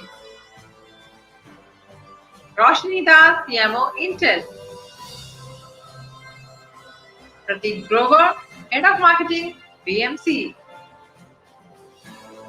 Parag Amar Rilkar, Head of Marketing, NetApp. Sundar Madhakshira, Head of Marketing, Adobe. Deepti Sharma, Head of Marketing, SUSE. Sujit Janardhan, Head of Marketing, Google India. Krishna PV, Head of Marketing, Poly. Rupesh Balakrishna, Head of Marketing, Akamai Technologies. Jayanto Bhattacharya, Head of Enterprise, Cloud and VCPP, VMware. Deepti Singh, Head of Marketing, Vertiv. Shubhangi Singh, Marketing Manager, Citrix. With this, we are at the end of the event. May I take this opportunity to thank all of the keynote speakers, industry experts, and panelists for helping us put together a power-packed and thought-provoking agenda. My special thanks to all attendees for their patience and for taking out time from their busy schedule.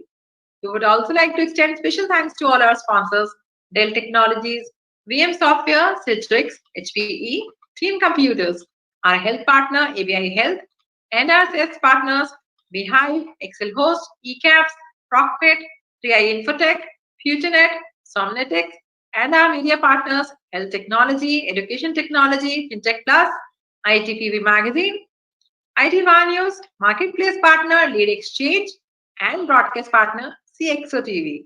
On behalf of Techplus Media, I express my gratitude to all the attendees for making the two-day CXO Tech Summit and Awards a booming success.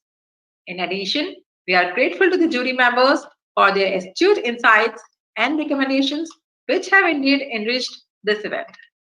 Ladies and gentlemen, I believe that all of you present here have benefited in some way by thoughtful sessions and intuitive keynotes. Further, we all expect the next edition of the CXO Tech Summit and Awards to be even more in-depth and more results-oriented. With our slew of initiatives, Techplus Media wish to further nurture the symbiotic relationship between enterprises and OEMs. With these thoughts, we conclude the 2020 edition of the CXO Tech Summit and Awards. See you all next year.